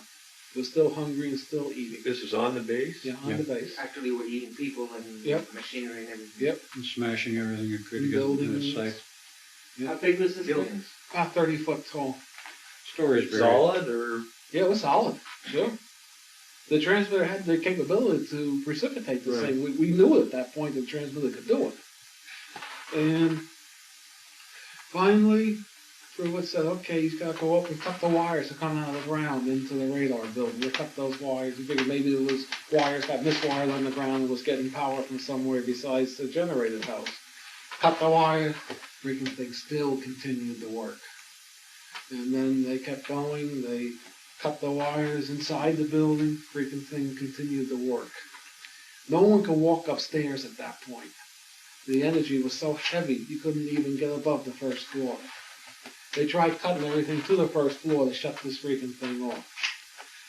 Now, to try to go ahead a little, what had actually happened is they had made a connection on that day that Junior was released with the Philadelphia experiment. Somebody had to go shut off the Philadelphia generators. I will go into that. That's his field of expertise. When the generators are shut off on the Eldridge, then Pruitt was able to take acetylene torches and go up and cut the transmitter apart in Montauk. You go out to this day, you'll see where there's acetylene torch marks and everything on the equipment. You can go on the base now? Yeah, you can. Yeah, it's wide open. This was in 83.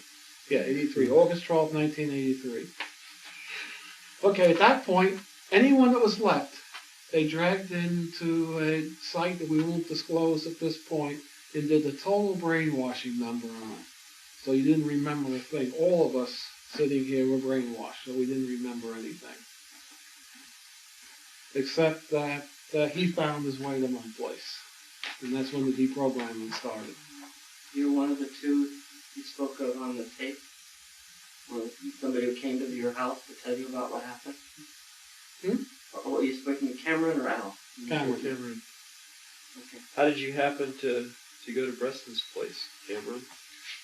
Instinct? Directed or instinct or perchance, it's hard to say.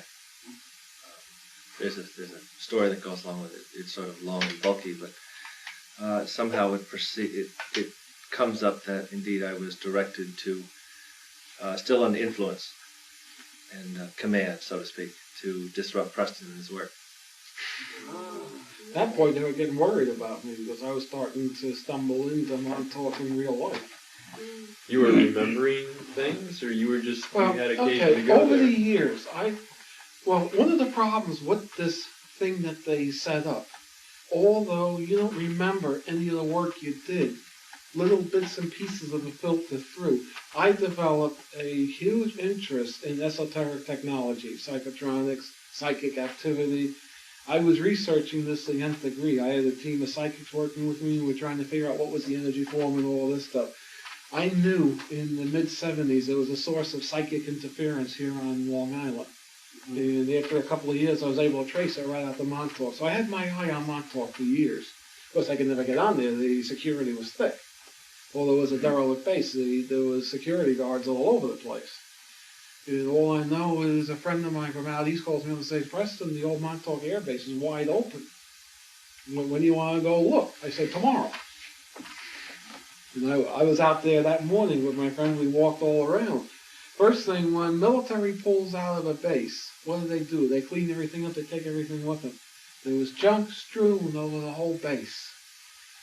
There were files dumped out of a file cabinet just filling one room in the big building, the floor of one room. Equipment was still left. Power was still on in sections of the base. You had to flip switches and the lights would come on. Where these people gone?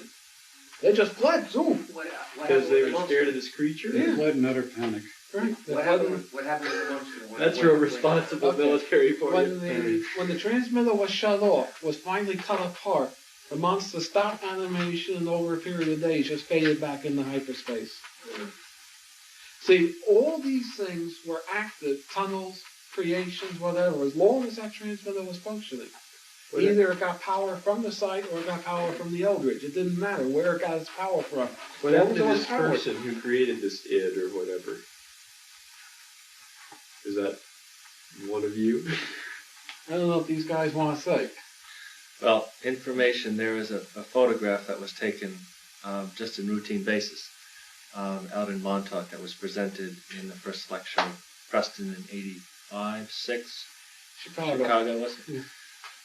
USPA conference. There were random photos taken, and one of the gentlemen from SITU, is that correct? Yeah. Yeah. What does that stand for? Society for the Investigation of the Unexplained. He looked at a photograph and said there's something there unusual. There was a blow-up of it, and there was a sort of what's been categorized as sort of like a Bigfoot. What I see on that is myself, as an image of myself riding the back of it. And that identifies where it came from. How much, I'm very startled with the photograph for sure. It does seem to have a connection with me, even though I try to discredit it. Is this in one of these slides? One of these ones? Oh, no. It's there. Is it? It's in the collection of slides. Ah, it's in the slides. Very small. So it was still This like would a be very faint image or something. Right, a faint image. So this would be very similar to the quote-unquote it or the shadow or whatever Yeah. psychological technique you want to use. Yeah, just an add-on here. Preston spoke of a 30-foot type creature. There are a number of images associated. 30 feet is by all means could very well be correct. 9 feet, 10 feet, depending which image is considered. Also, perhaps how scared the individual was who saw it. Well, some these of the tales marks, grow. some of the marks on the buildings were up quite high. It Yeah. had to be like 30. There's It at had to least be at least 15. 25 feet. I would say On the at least outside or 15, inside? probably more. Outside. So They're the- still Meaning visible? it got outside and it was attacking the building from the outside? Oh, yeah. All right. It was rolling free. Was it like a monkey type big, like King Kong? It was very similar or in like appearance to one of the Bigfoot, Bigfoot. which you showed, and I've seen pictures of, I'm sure, at various times and But places. huge. But huge. Instead of being 7 foot, it was perhaps closer to 30. My original impression was When I first went on the base, it was perhaps 30 foot high. Now, to the best of your knowledge, how was this creature created yet? Was there some kind of someone decided It was this was him. to be created? Yeah, some person, we're not sure who it was at this point, felt like the rest of us here that this was going too far, it was Right. getting dangerous, and there was going to be problems in the future. It had to be brought to a stop. The project had to be crashed. And the most effective way to crash it was to make something Program the hungry that would creation of a cause them creature. to panic. Throw them into a Information, panic. information that someone was tapped on the shoulder somehow and did some business to do this. Some information was passed along. You wonder if you worked there at all or not, but you have been living with your folks for a long time. Don't they know? Did you ever ask them what you were doing in these time You periods? had no time loss. They returned They him returned immediately before it after. Just happened. before it happened. Yeah. Before it happened. So he was never gone. Even though he could have been out looking for himself I during came that time, home he was from not work. gone. So freaking tired. I do. So you essentially lived a couple of years in 1 year. How do you make a living I went normally? through the I same mean, let's thing. say outside of this project. As a microwave engineer. And you're still getting a check, Oh, yeah. paycheck or whatever. I but come you weren't- home from work. I felt like I'd worked 20 hours, 10 hours, 20 hours, anywhere Probably in there. worked even more. And since about 83, I haven't had that. Since 83, I've been fine. But from about 75 until 83, God, was I tired. But I wouldn't remember any of it because they would bring me back to milliseconds before I left and it'd be a closed loop. But the experience and the education would come through. That's why I went into metaphysics. Because this other project, I was heavily in metaphysics.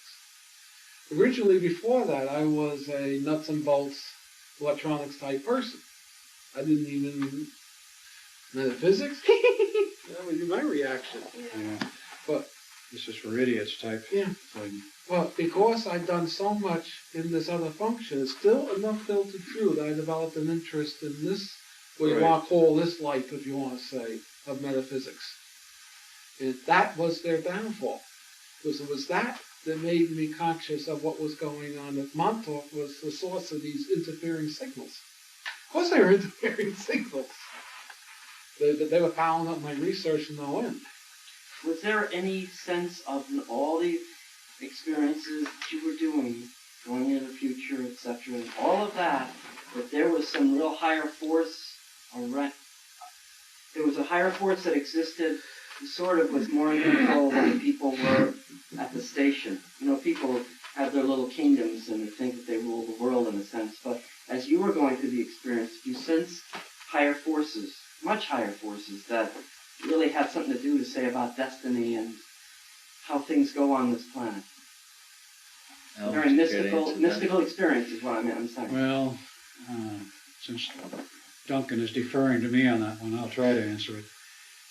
I would say that during that period itself, looking back on it, there was no awareness on my part, and I don't think there was any on Duncan's part, of such a higher agency, if you will, directing our efforts at that point. I would say very definitely there was before that point, and at some time in the past we were aware of it, though perhaps not in our respective earlier lifetimes, this lifetime, but further back. Mm-hmm. And since then, very definitely, that there's some kind of, if you will pardon the expression, a divine plan involved in this whole thing, which is very, very difficult to explain, is very difficult to extrapolate on. There was a reason for all of this happening. I know that without any question. What that reason is still not clear. And I think Duncan would agree that, yes, he knows that there was some kind of a reason for it. Preston would probably agree with it. And he's looking at it from the mathematical, the nuts and bolts end of it to try and come up with a reason. And it's not easy. Yes, there was a reason why it happened. If you go back into, as I will shortly, go back into the Philadelphia experiment end of it, which was the beginning of the whole business, one can see from the way that thing was maneuvered that there was a higher hand of some kind involved in setting the whole thing up, because it would never have happened the way it did, unless two obscure dates, 40 years apart, coincided with two experiments. If I could just add something directly to your question quickly, having to do a scene and knowing possibly some other intelligentsia. There's a function of the time tunnel where a person, or in my experience per se, it's the only thing I can relate to, when a person moves through a number of procedures, there's a point in maybe 2/3 down the tunnel as perceived, where there's a very big thump. The energy leaves the body. There's a tendency to see on a broad scale. I can only answer that question theoretically. Looking back on it, I'm sure there is and there was some intelligence there, certainly higher form than we know. As to the recognition of it, I would have trouble in that sense. But there is what I call a full out, where the energy leaves the body, and there's a tendency to see on a very broad scale. That's partially what they were trying to do at Montauk, is to stabilize and to freeze what I call a full out, the seeing process. They didn't want you to see it. Is that what you're saying? No, they were trying to manifest that. Oh, they were. For whatever their purposes. And in your travels, did you ever go back in time and see other of your own lifetimes? Did they ever ask you to do that? No. Because it would seem to me that you could do that. You could, but it would be theoretically. Yeah, it wouldn't be in their interest. No, but I just wondered if they ever asked you to.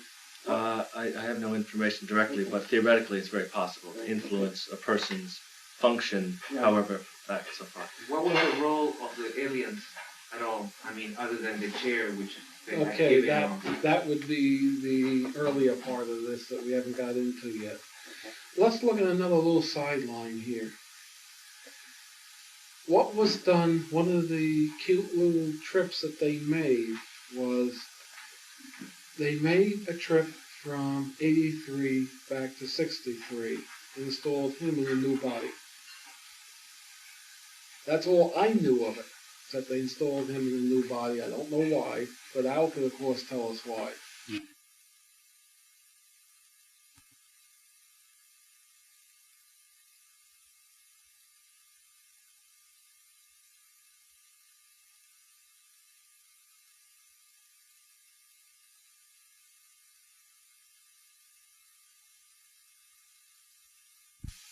This is my Dodge Caravan before the front got broken.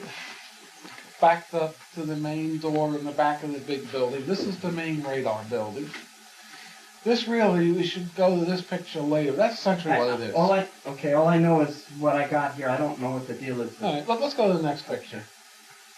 It's out of focus. This is leaving the site. Of course, there's my car again. And the red building is one of the old leftover radar buildings that they didn't use. The round things, we don't know what the hell the round things were. Hey, This Mary? is the street coming out. Okay. That's the back end of the main antenna. This thing is an antenna which is roughly 300 foot by 200 foot.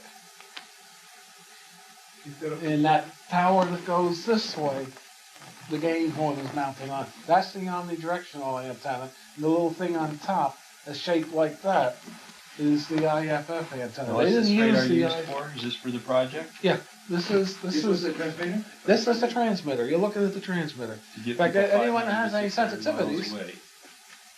this is a full shot of the Whoa. building. Anybody that has any sensitivity can probably feel the energies coming off this picture. This is a fallen tower or Do we what? have a That's an pointer, extra tower. Khalifa? Do we have a pointer for him so he doesn't have to pointer something, a stick or something? Oh, yes, we have a Good, okay.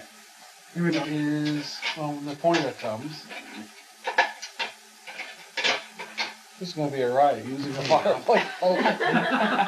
This is 1, 2, 3, 4, 5 floors in this structure. Each one is about 100 foot square. This is the transmitter? This is the transmitter building. Transmitter was on this floor, and this was the antenna controller.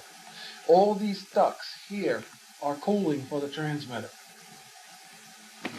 That's just sitting there open? Yep. They're looking for a lawsuit. Yep. Go ahead, go ahead. This is Let this another narrate. picture, another site, another picture of the building with the antenna. Again, you can see doors you can look out. This is all open. We know it was open as of September. You can walk inside the building. Yep. Oh, yeah. This is a shot.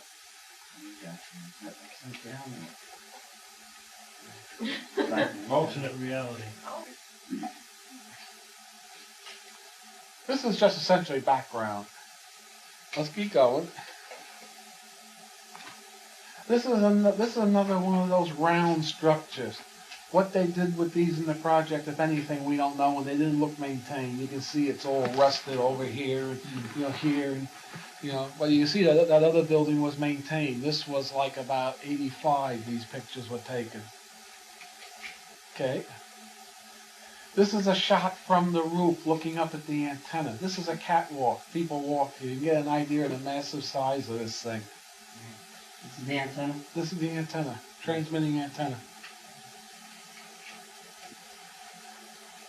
This is shot out over, that's the ocean, from the roof of the building.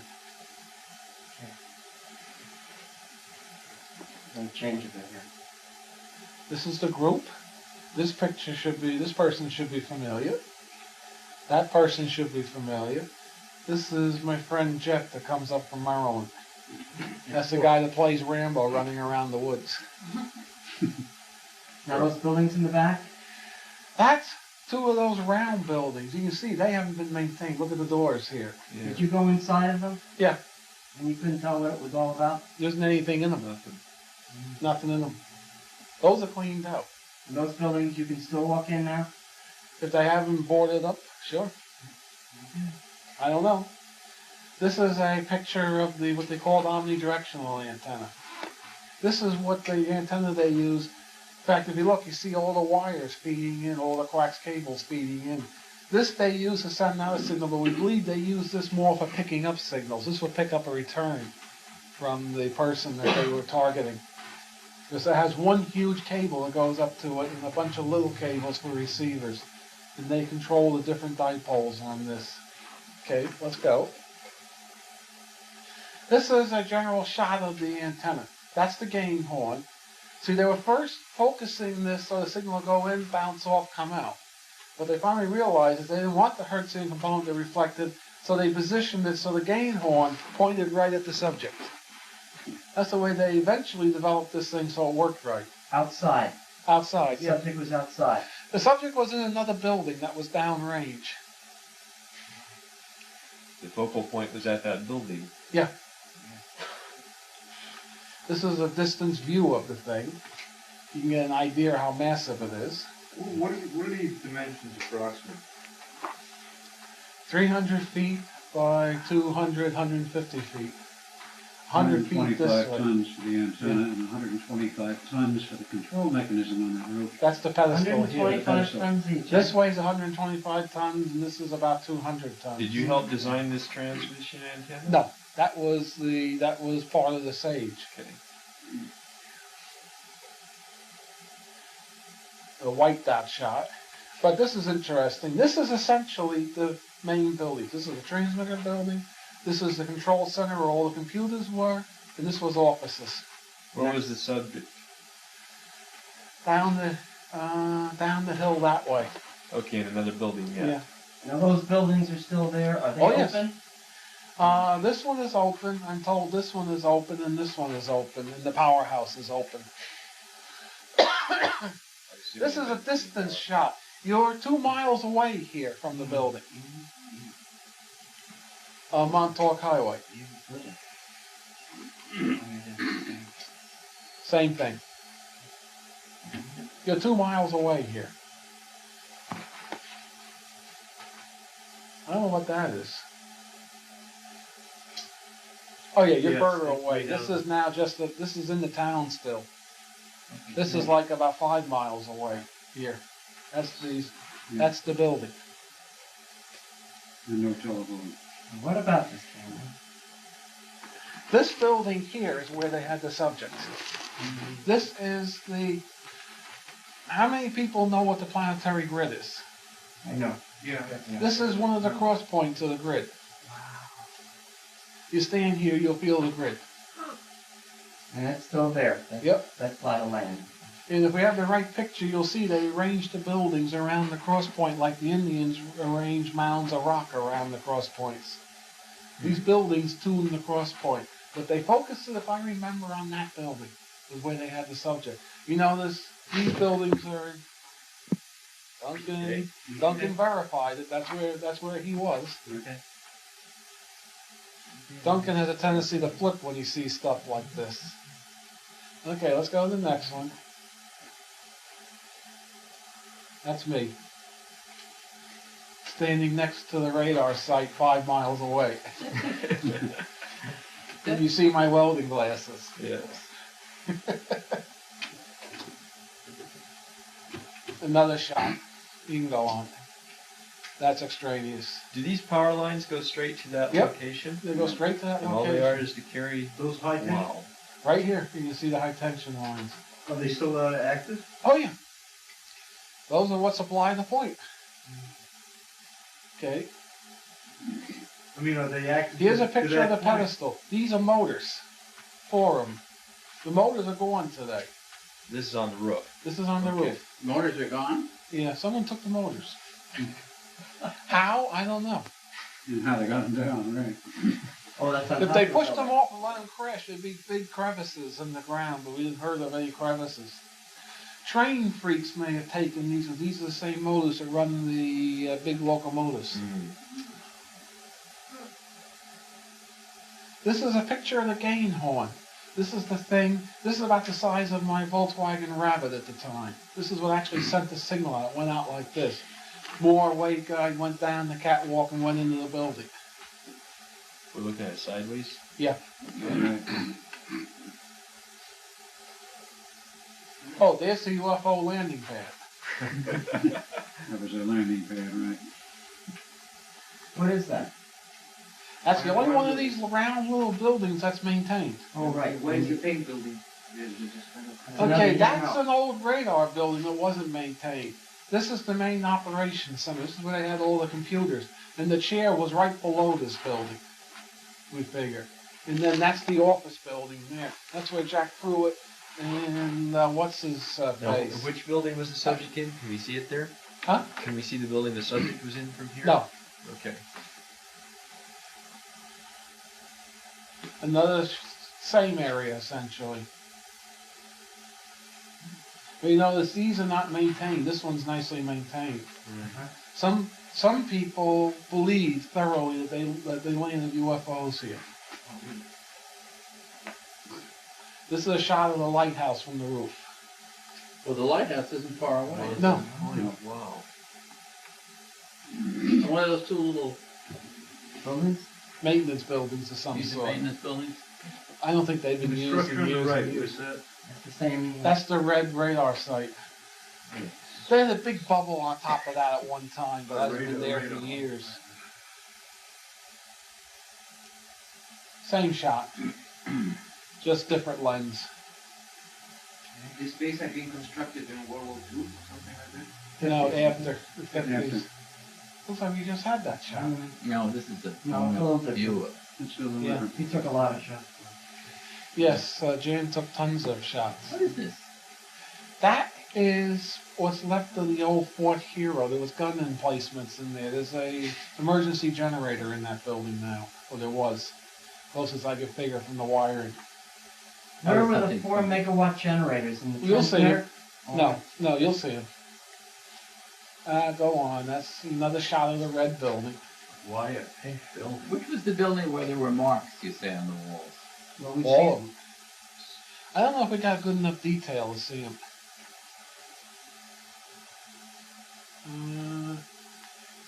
I don't know why you took a shot of that, but You got you liked it. Show me what you got here.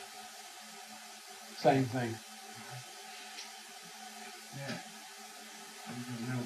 Gonna go in a distance. Or I think the screen's That's the okay. Mont Bell Tower.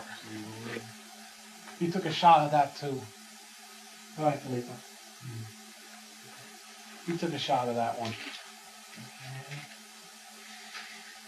The Ma Bell building, of course, is at the base of it. Something new and different. I never understood why. Oh yeah, this is a maintenance shed. This is the diesel tank that ran the generators.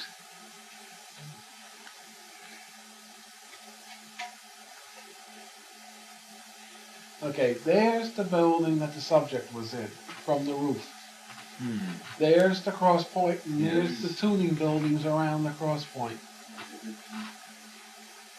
The government built this, and the state, this is a state park today, the state's been told they cannot tear these buildings down.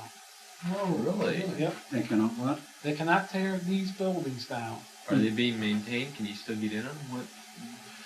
I don't know. You didn't try to. Can you go inside those? I've been in the buildings, but I don't You know get if they're any open. sense when you're in it psychically? Oh yeah, even I can pick it up, and I have the sensitivity You of a can rock. just drive there and walk into those buildings. Well, you drive in the parking lot of Montauk Point State Park and then walk back. Now, is About that a 2 gate mile there? walk. Is that the gate 2 mile separating the walk. state park from the? This, no. This is just pipes going over the buildings, Okay, but over the walkway. you can drive there. No, you can't through- drive up here. They got gates that are closed. Okay, okay. But you can walk in and around and you can get there. I saw cars there when you were there. Well, we had their permission to be in there to take pictures and stuff like that. This is just another shot of over there. You can see how far away they were focusing, and they were focusing right on this building Yeah. here. It was right in line of sight. But you can drive into the main base. No, not now. No, you. No. You just gotta walk through. You gotta walk in. It's a long walk. Yeah, especially on a cold day. Yeah. You have permission, when did you go with your cars? This was May. When it was warm? 86. Yeah. May of 86? Yeah. You have a letter? Yeah, we had a letter. Is that letter no good now? No, it's not any good now. What is that tank? This is the diesel fuel tank that ran the generator station. Oh, I don't know why you took a picture of that. Except you can see again the building where the subject was of the early experiments. Same thing. There's the building again. Yeah, interest here. Let's keep going. There's the powerhouse. This thing has 4 huge diesel generators, and you can see the cooling towers for each. They used 2, they had 1 ready to go, and 1 was being repaired. How big were those things? Did you say? Megawatt. I mean, how physically? How big? How long? High? Size of a locomotive. They were locomotive engines, essentially. Really? Yeah. Now, if the power went out coming in on those trunk lines, though, that wouldn't be enough power to power this Well, they vortex, would it? originally used this to run the station, but what happened is they discovered when they turned on, it created such time disturbances, it gave the generators the heebie-jeebies and they went down. So they put the generators down permanently and ran off a loco. Right. But the generators had the heebie-jeebies.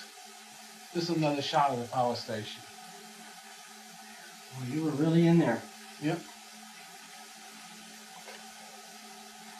Another shot over, I think this is the bay between the forks. Same thing. Where the antenna is? That's one part of the antenna. I don't know if this is. I got this right. That's a shot of that other gantry from the roof. You saw that thing next to my car. Yeah. You see, that hasn't been maintained either. Do I have it right? Yeah. Yeah. Is it There's down? stuff strewn all over this base. Now, are you saying that this 30-foot creature was doing stuff to things like this, or no? Yeah, we think that was part of it. Ripped it off, you mean? Yeah. If I see anything that's obvious, I'll let you know. Oh, no, there's not a whole lot more here. Yeah. There's a lot of duplicates that I didn't use. No, that's nothing. You've seen that. Now we go inside. Yeah, okay.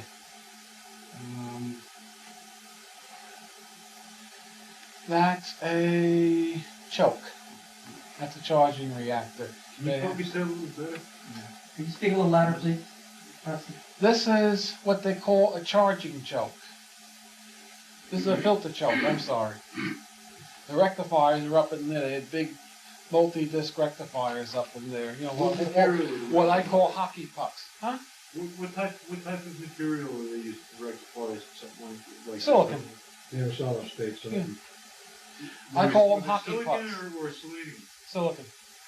I call them hockey pucks. This is one of the power tubes. This is called an amplitron. That's the tube right there. And those are the magnets for it. And the pulse transformer is in this oil-filled tank.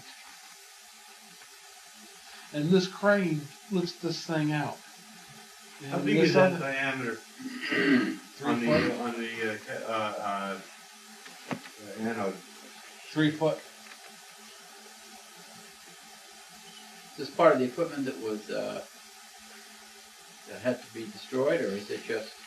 No, they left this behind. Let's go on. This is a tube fully assembled with all the magnets on it. This thing is about 6 foot tall from here to here. Preston, that would never be used for radar, is that correct? They originally used it for radar. This was long distance radar. Uh-huh. But then they rebuilt them. Another shot of the amplitron. I never noticed a red floor before. Is Al here? Yeah, I'm here. You ever notice a red floor? No. Something funny going on. When we were in there, part of it was red. And I don't recall what parts. This is a close-up of the amplitron. When you look at the walls in the back of that, you can see the marks. Incredible. It just abandoned all this equipment. It's very unusual. This is some of the acetylene torch marks where they cut the waveguides to stop it. This is the power transformer. This thing probably is about 12 tons. This is the type of thing that I tell Duncan move. He grunts, he groans a little, and he moves it. Mungo like beans. Yeah. This is a Thyrotron. This is the main pulse modulator. They use 4 of these things. This is about 2.5 foot tall, this tube, and about 6 inches in diameter. Wow. And they had 4 of these in parallel to fire off the pulse forming network. Now, that wasn't just sitting there, was it? Yeah. I hope you got it. Yes. Oh, good. Well, this is one of the ones that's broken. I got complete ones, good ones. These were made in the 50s?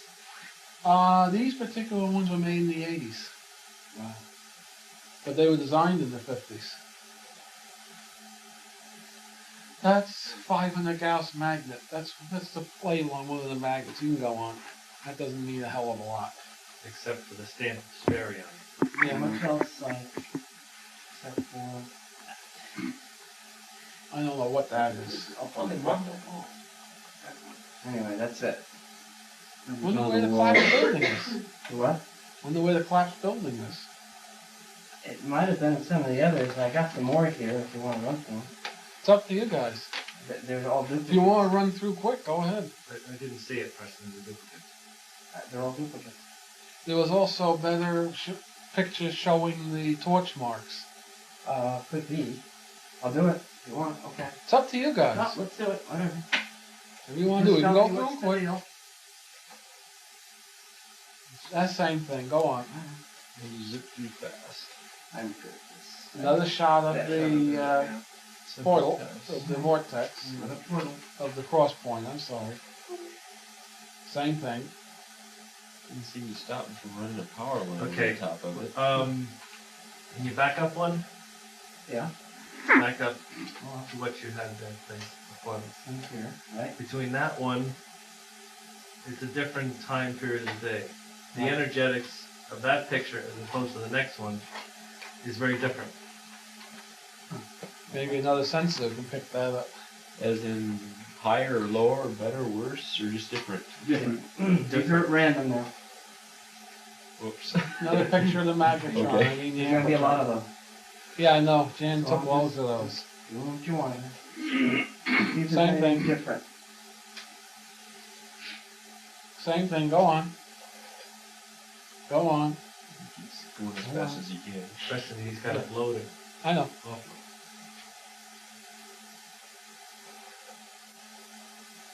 That's another If shot of there's the any power more welding transformer. shots that you see. Those insulators. No.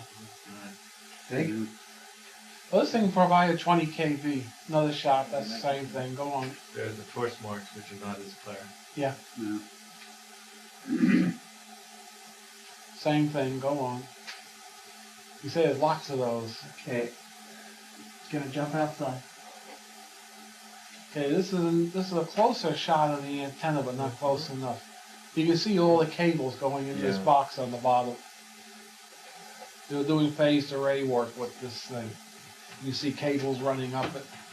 These are driving. This is a series of dipoles. He's got a close up of this somewhere in there. This is an over the horizon radar. Yes, isn't it is. That doesn't matter. That's all fuzzed out. I guess you also picked up the bad ones. Well, I told you I took them out, but you wanted to see those. Same thing. Keep going. Oh, we can run them quick. The best I can. Yep. That's a dud.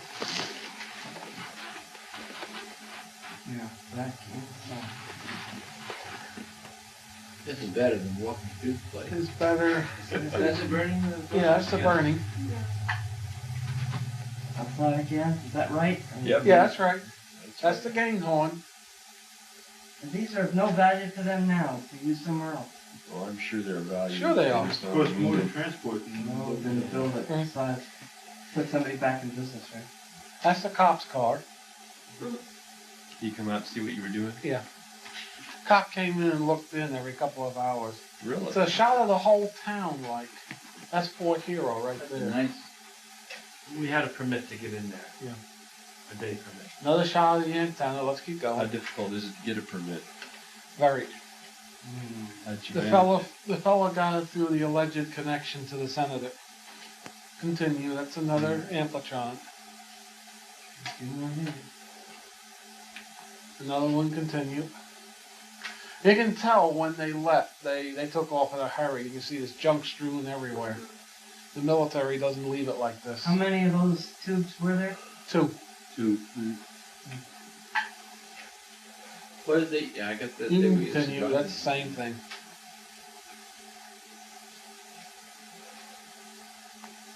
It's another shot. That's welding torch up there? Yeah. There's 2 big ones. Big What- one here. what would Notice they're always where this would turn and go up. What were they cutting at? Was there something coming out of the wall? Yes. Go The up? wave guide went up like this. This thing was quite disassembled. I wouldn't cut that thing running. I wouldn't want an open waveguide. I wouldn't either. How? I wouldn't. Ooh. Another shot of the tube. I can assure you I didn't cut it apart. Another shot of the tube. Big They deal. probably ordered some private to do it who didn't know what What was if going things on. like this No, Pruitt cost? himself did. Huh? Who did? Pruitt himself did that? Pruitt himself cut it apart. Jeez, he must have been desperate. What would a tube like this cost? This is a one. C23J, which today is about $4,500. Another shot of the Amplitron. The Amplitrons are a little more expensive. Yes. The Amplitron is worth about $250,000. Each one? Yeah. Yeah. Another shot of the Amplitron. We can go on. Much more. Amplitron here. Even had a built-in vacuum pump, which you can see here. Uh-huh. Yeah. That's it. Okay. Magnet. That's it. Hmm? Okay. Okay. On this.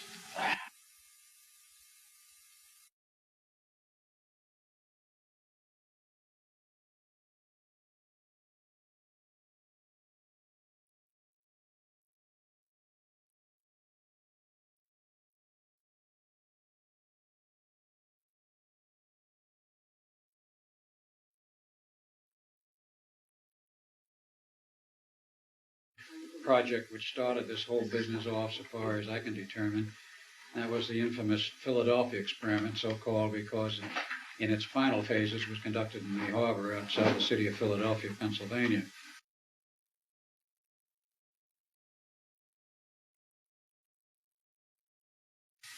It originally began back I'll condense this quite a bit. It originally began back in the 30s in Chicago with three people. Dr. John Hutchinson Sr., who was the dean of the University of Chicago, Nikola Tesla, and a third man by the name of Dr. Kurtenauer, who was an Austrian physicist who was apparently on staff at the University of Chicago. They decided about that time to try and do something about all of the speculation rampant at that time and for years prior about things like invisibility and how could you possibly make an object invisible and so on. They got together and researched the thing and did some work at the University of Chicago around 31, 32. In 33, the Institute of Advanced Studies at Princeton, New Jersey was formed. And the project was transferred there probably about 34.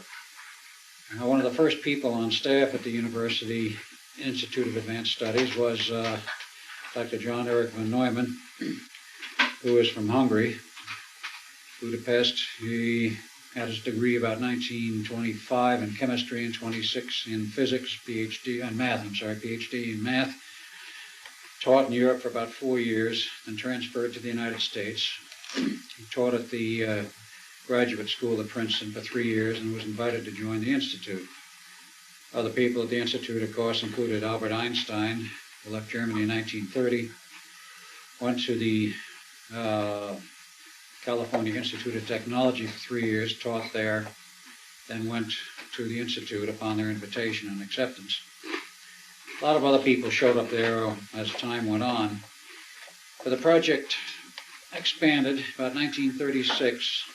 In the meantime, of course, Tesla was named as director of the project because he was a very good friend of a certain gentleman in the White House known as Franklin Delano Roosevelt, who he originally met in 1917 when Roosevelt was the Secretary of the Navy, and Tesla was asked at that time to do some work for the government, for the war effort, which he did. And they maintained their friendship when he became president. Roosevelt, insofar as I can determine, called him down to Washington and asked him, well, how would you like to work for the government again? And since he was not terribly flush with money at that time, namely Tesla wasn't, he accepted, became involved with this project insofar as being the director was concerned. He had already been involved. And he became and retained his position as director of the so-called Invisibility Project until he resigned or left, however it occurred in 1942. 1936, with their studies in the labs there, they decided to have some kind of an early test. They had partial results, which means they had partial invisibility. The Navy was encouraged, everybody was encouraged to continue. And of course the Navy had been funding it almost from the beginning in terms of doing things like giving them little research money and grants and that sort of thing. It progressed onward until 1940, and I'll get a little bit out of sequence here, but in 1940, after further research and with Tesla's approach, they decided they were ready for a full test. They had a small Navy ship, probably a tender, and two adjacent vehicles, Brooklyn Navy Yard. And the two adjacent vehicles provided the power and the basic drives for the coils and the equipment they had on board the tender, with cables from either side, and the idea being if they're in the area of the Brooklyn Navy Yard with the cables, if something went wrong, they could cut the cables, and if they got desperate, they could sink the ship. Well, nothing of the kind happened. Everything worked, and the project was declared completely successful. But the important point of that 1940 test was there was no one on board the test vehicle. It was strictly a dry run, no people, no personnel. It's important because of what happened later.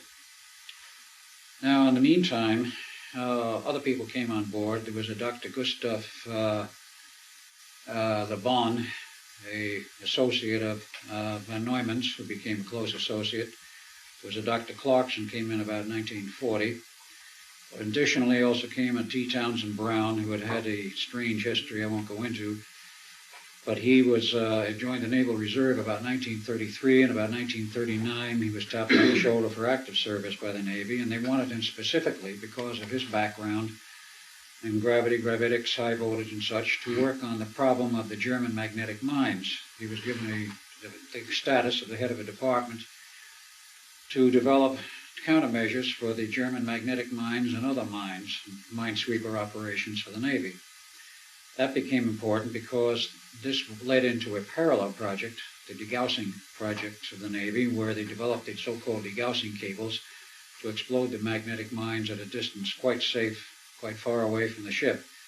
Normally they'd be triggered by the magnetic flux of the ship's general mass, which would concentrate flux lines at a certain point that would trip the mechanism, and of course, ideally the magnetic mine would be tripped under the hull and of course blow the ship to kingdom come.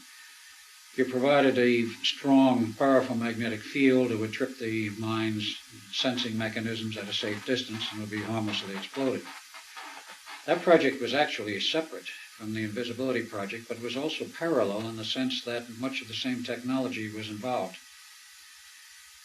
Now, I became involved with this thing. I'll have to go into a little bit of a personal history. We'll again try to condense it because we are, I think, running a little late, but whatever.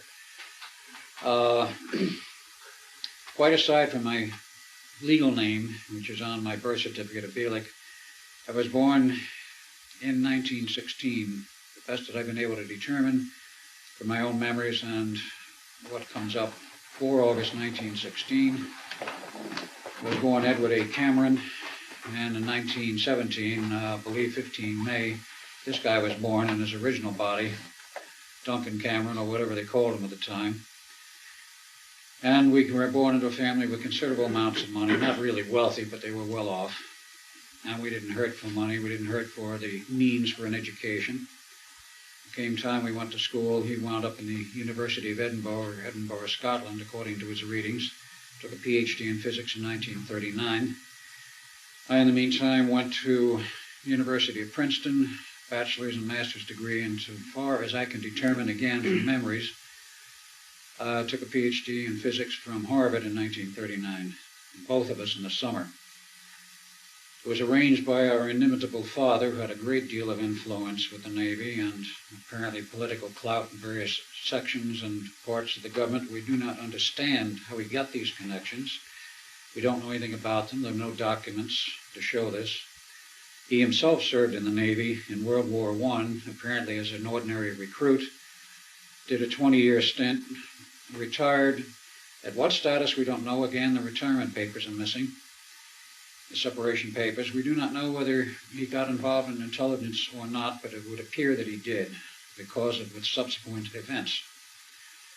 He didn't work, from everything we know, from that point on. He had money from the family, and he became an ardent admirer of sailboats and decided to build his own. He built one, raced it, took some trophies, would sell it and build another. In between, he was traveling back and forth to Europe, and as had been previously mentioned, he became involved in the smuggling of German scientists, Jewish scientists, out of Nazi Germany into the U.S. This ceased in 1939 when the Cold War turned to a hot war. But he had connections. We don't know how they were obtained, where they went, but it was determined that the two of us would become part of this project. When we finished our education, we were invited to join and to enlist in the Navy. We were both given commissions, September 1939. And we then did about 3 months at Provincetown, Rhode Island Academy, the naval officers. In those days, they did the so-called 90-day wonder business. But we were already fairly well prepared. We didn't go through Annapolis or anything like this. And then we were sent to the project. We were there in 39 up until, for a period in 39, then through 1940. At the time of the test in the Brooklyn Navy Yard, we were on board at the Princeton Institute of Advanced Studies, and we also had, at that time, officers in the Philadelphia Navy Yard, which again became rather important later. But we did a lot of shuttling back and forth as part of our job, and one of the reasons why we were chosen was that the Navy wanted 2 people to represent their interests and keep full tabs on what was going on in the tests and the development of the program, who were technically competent to report in detail what was going on and to report to the Navy in the appropriate reports which they required, exactly what was happening in our technical commentaries. And that's why the education. There's also another aspect of this involved, that aside from Tesla, who did not have a good formal education, he started out, but in 1979 his father died, and his first year in the university was terminated, and he had to go to work. He came to the U.S. in '84. He had an enormous insight, an incredible intuitive insight, and solved his problems in that manner very competently. He had a perfect track record.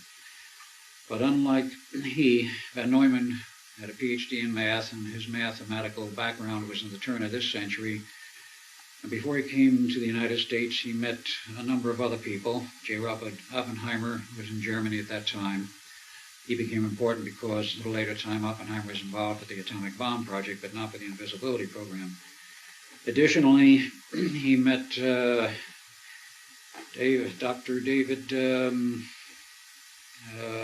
what was a mathematician's name? Hilbert, who was a genius of a mathematician. He developed all kinds of new math. He was essentially contemporary with Van Neumann, who was born in 1905. Hilbert was born about 1912, and he had a PhD in math, but he developed whole new systems of math, about 5 different varieties, the most important of which, and for which he was well known, was a so-called Hilbert space. And this was a new means of describing mathematically multiple realities, multiple space, which became very important to the project. Van Neumann met him about 1925, 27 in that period, and took a lot of Hilbert's work and ran with it. And Van Neumann, in turn, developed all kinds of new systems of mathematics of his own. He was also known as a real genius of a mathematician. He was considered probably the most outstanding mathematician of this century. Though some people think he was better than Einstein. Of course, others don't agree. But he developed many systems of his own, which became important. There was another man who was also very important as a mathematician, of which there was virtually no traceability at this time. It's an American by the name of Levinson, Dr. Levinson, born 1912, died, as far as I can determine, 1976. He's published 3 books on very involved mathematics. I finally was able to hold in my hands 2 of those 3 books. I found them very recently at the Institute of Advanced Studies Library in Princeton. Never been able to find them anywhere else, but no history of Levinson himself. And he developed what was even more important, the so-called Levinson time equations. With that as a background, they were able then to go on and develop the whole system of the invisibility project as applied to a large part object. Now, in 1940, as I said, the test was successful. The Navy then decided they would go full bore, finance the thing with unlimited funds, and classify the project, of course. And we were part of it. Well, in 1941, the project was going on, and of course Tesla had full bore enthusiasm from the Navy, and they had full confidence from the President and everybody else to go ahead. While we were at sea, because they decided the 2 of us needed some sea duty, so we spent a year, 1941, at sea, in the USS Pennsylvania, as I remember, which toured the Pacific. It came back to Pearl Harbor for some repairs and dry docking in October of 41. We took some leave. We went to San Francisco. The 5th of December, we were about to board the plane back to Pearl when we were stopped by the captain just getting on the plane. He said, "Gentlemen, your orders are canceled. Come with me." So we met Vice Admiral Hal Bowen Sr., who was the then director of the Office of Naval Engineering, which was abolished in 46, but he was in charge of all of the research work for the Navy. And he told us, "Gentlemen, you may as well know, we will be at war with Japan within 48 to 72 hours. We expect to lift Pearl Harbor. You're not going back there. You're too valuable. So we're going to leave you in San Francisco until your tour is over, which is the home base for the Pennsylvania. You do office work. You can enjoy some leave time." He says, "You might as well enjoy it, because when you go back to the Institute, there'll be no leaves and there'll be nothing but hard work." So we did. January 42, we went back to the Institute and remained there through the whole series of tests and the whole project. In the meantime, Tesla was given a ship for his full-size tests with crew. And that happened to be a battleship, unknown. But in wartime, apparently, politics has a bit of pull, and the politics coming from the President of the United States, he could probably order the Secretary of the Navy to supply any kind of ship that Tesla wanted. So he got a battleship. The equipment was designed, of course, by Tesla with a lot of work and cooperation, and you might say also a lot of fighting between Tesla and Van Neumann. Tesla was director, Van Neumann was, I guess, assistant. They didn't agree on everything. Van Neumann had a great deal of respect for Tesla's ability, but they didn't agree about everything. Tesla was insisting, as the date approached for the tests on the battleship with personnel, that they were going to have a very severe problem with personnel. He said flatly, he says, you cannot employ the large amounts of power required to make a ship of this size invisible without having a very disastrous effect on the heads of the people, or the minds, or the bodies of the personnel involved, because we're talking megawatts of RF power, enormous amounts of power, and the coils, which in the early phases were like degaussing coils, were wrapped around the hull of the ship, but the later design was a set of 4 coils mounted on the deck of the ship, specially designed Tesla conical-shaped designs. And just interestingly enough, every transformer design ever built by Nikola Tesla was in conical, was not round core, it was conically shaped, tapering towards a point at the top. Well, he knew he had a problem, Tesla. He went to the Navy, asked for more time, they wouldn't give him more time. He says, you have a deadline.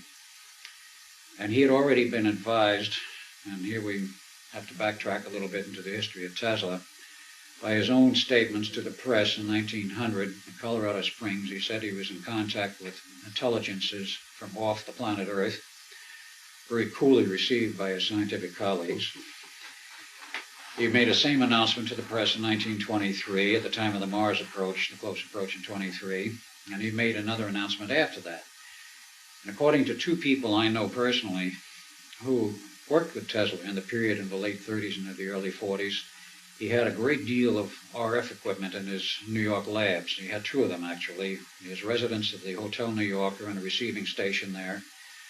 And he also had lab offices and a lab operation in the top towers and the top floor of the Waldorf Astoria, and those transmitters were located there. At least one of these 2 people said he was in contact with somebody off-planet nearly every day. He said, I didn't understand the equipment. He says, no, he was. The inference here, and the data I have, is that he was in contact with the outside, and he was getting information which says, you've got a very serious problem. You've got to solve it or you're going to lose people. They'll be dead. And so he went, based on this, to the Navy. The Navy would not give him additional time. He says, I know how to solve the problem, but he says, I need more time to design new equipment. The Navy says, there's a war on. You can just make it work. Don't change anything. Make it work.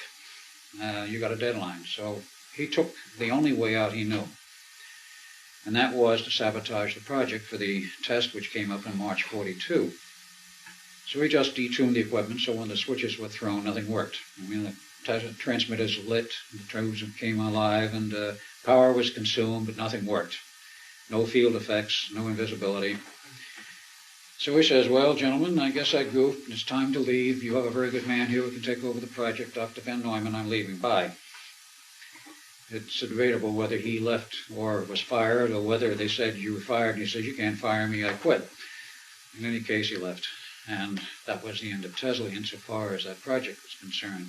What year was that? That was 1942, March. Van Neumann took over, and he looked at everything. He said to the Navy, he says, I got to make a study of this. It obviously failed. He says, I don't know what's wrong, but I'll find out. He says, I need time. The Navy couldn't say anything. He said, give him the time. So he went ahead. We were working with him at that time. We were back and forth between the Philadelphia Navy Yard office and, of course, the Institute. I don't know where we spent more time, probably at the Institute. So Van Neumann made his own study of it and decided to change things around, and they still had the 2 generators that he proposed to use. In the meantime, he didn't have the battleship. It was a ship of the line that went back in service. It did not have a special crew. It had the regular crew. And they finally decided, he, of course, talking through us to the Navy brass, we needed a special ship that would be outfitted from the ground up. So it was decided to pick one that was going to come down the ways, and they decided on DE-173, which later was named the Eldridge. And about July of 42, they were laying the keel, and it was designed, the design was modified so they could put in 2 huge generators. And the reason why they had to design the equipment to the ship is the fact that the destroyer escort is not a very large ship. It's about 1,500 tons, roughly equipped. The later figure said 1,900. Dry weight was agreement between both the Greek records and the American records of 1,240 tons dry. It's a rather small destroyer. It only had 2 gun turrets.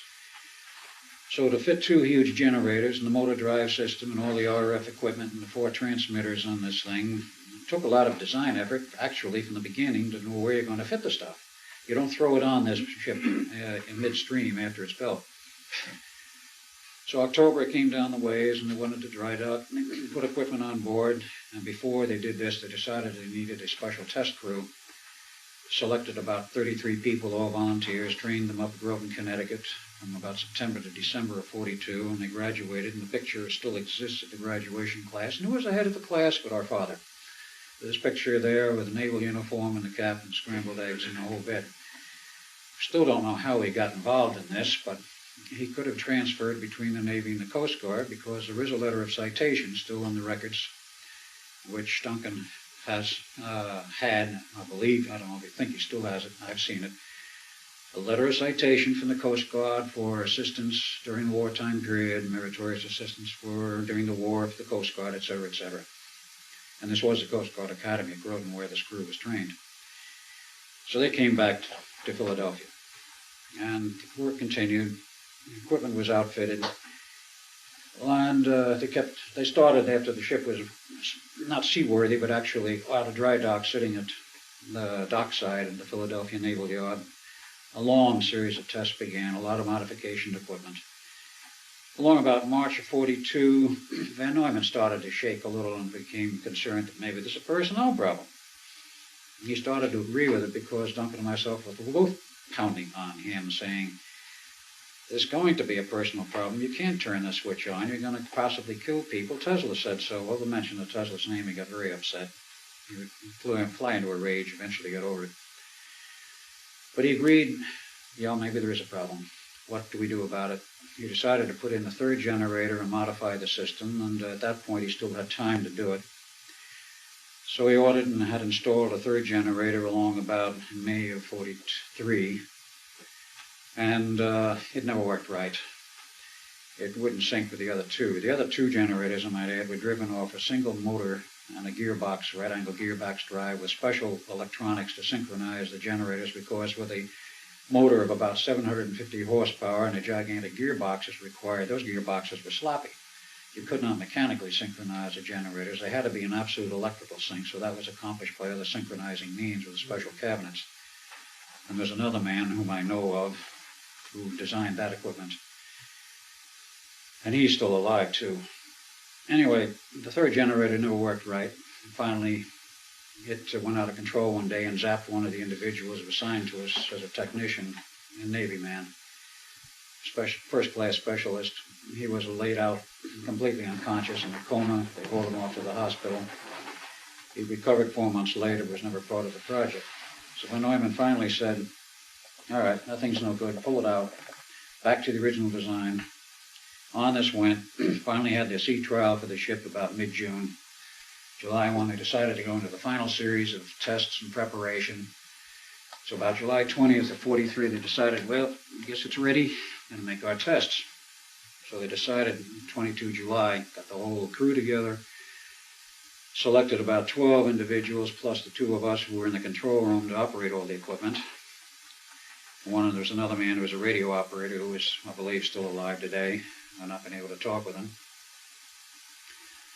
So the fateful hour came. They ran the ship out into the harbor, stopped the engines. They did not drop anchor because they had to be floating free as it would be normally in service, and they could not ground the ship with the anchors. So it came to a stop. The orders came via radio, fire up, and go through the procedures, in which we did.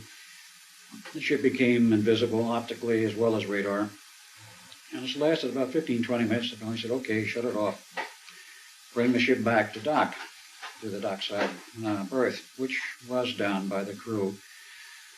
They boarded it to expect it, and they found out there were problems. There were a lot of people on that ship who were thoroughly disoriented, sick, nauseous, and otherwise not with it. No one was dead, no one was injured as such physically, but mind effects were severe, both physiological and psychological. Navy said, okay, pull the crew off. What's wrong? Back to Dr. Van Neumann. He says, I don't know, I've got to find out. So we started looking into this, And he finally decided he needed more time to study it. He said to the Navy, he says, this is going to take more time to look at. And he says, you have a drop-dead deadline of the 12th of August, 1943, to get this experiment completed, otherwise forget it. And he says, that isn't enough time. He says, that's your deadline. Well, if we heard that, Duncan, or particularly I went to we went up the line. We went to Hal Bowen and said, what's this all about? He says, that's the orders I was given. He says, where did they come from? He says, I don't know, but I'll find out. We went all the way up to the CNO, which didn't make sense because the Chief of Naval Operations normally doesn't concern himself with that kind of detail in the research program. He's concerned with the operation of the war. But of course, at the same time, there was the other project called the Atomic Bomb Project, Manhattan Project, as it was known, and which was vying with this as the secret weapon for the war. So as things went on, there were night and day operations to get this equipment in order. Van Neumann made changes because the Navy finally decided they don't want optical invisibility, they don't want radar invisibility only. At that time, we didn't have inertial guidance systems, we didn't have low-range shore and worldwide. And of course, if you didn't have radar to see where an adjacent ship was, you better be able to see it physically. Otherwise, in the fleet, you might ram each other at sea at night. So that was the orders. He modified the equipment.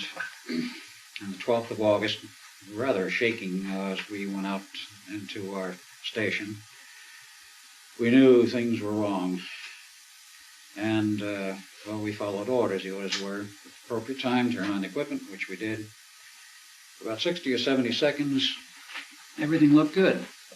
They got the radar invisibility. The ship outline could be seen hazily. It was still more or less visible.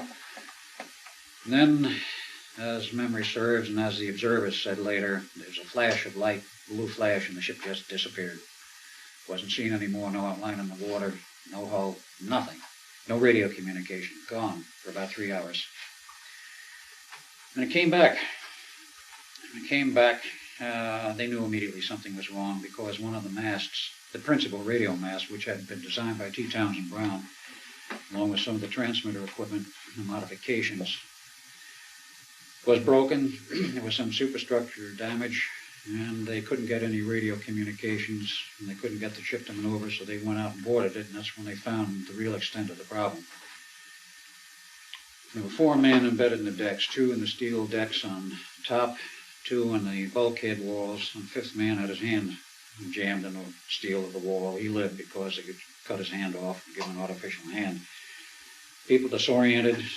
Reports were some were floating around and finally got their feet on the ground. Others floated away and disappeared. The crew on the second test was a little larger than the first. And a number who were just plain totally insane. So the Navy said, get that ship back in here, get the crew off. They held 4 days worth of meetings. What's wrong? What do we do now? And this, of course, involved all the top brass, plus Van Neumann, plus the scientists. They couldn't come to any real conclusions as to what was wrong or what to do. And eventually decided there would be one more test on the Eldridge, and there would be a dry run again like the original one. No personnel. Rebuilt the equipment. They would run it by remote cables, about 1,000-foot of cable from the adjacent ship. No generators on the ship itself. Everything on the ship as it was originally for the second test. Okay. But they would use the crew to take it out into the outer harbor at night and then remove the crew and control the equipment remotely, which they did in late October. And same results in essence, but no crew to be damaged. The ship disappeared for about 20 minutes, came back. A lot of equipment was missing, 2 transmitter cabinets, 1 generator. Everything in the control room was a burned out shambles, even though nobody was there.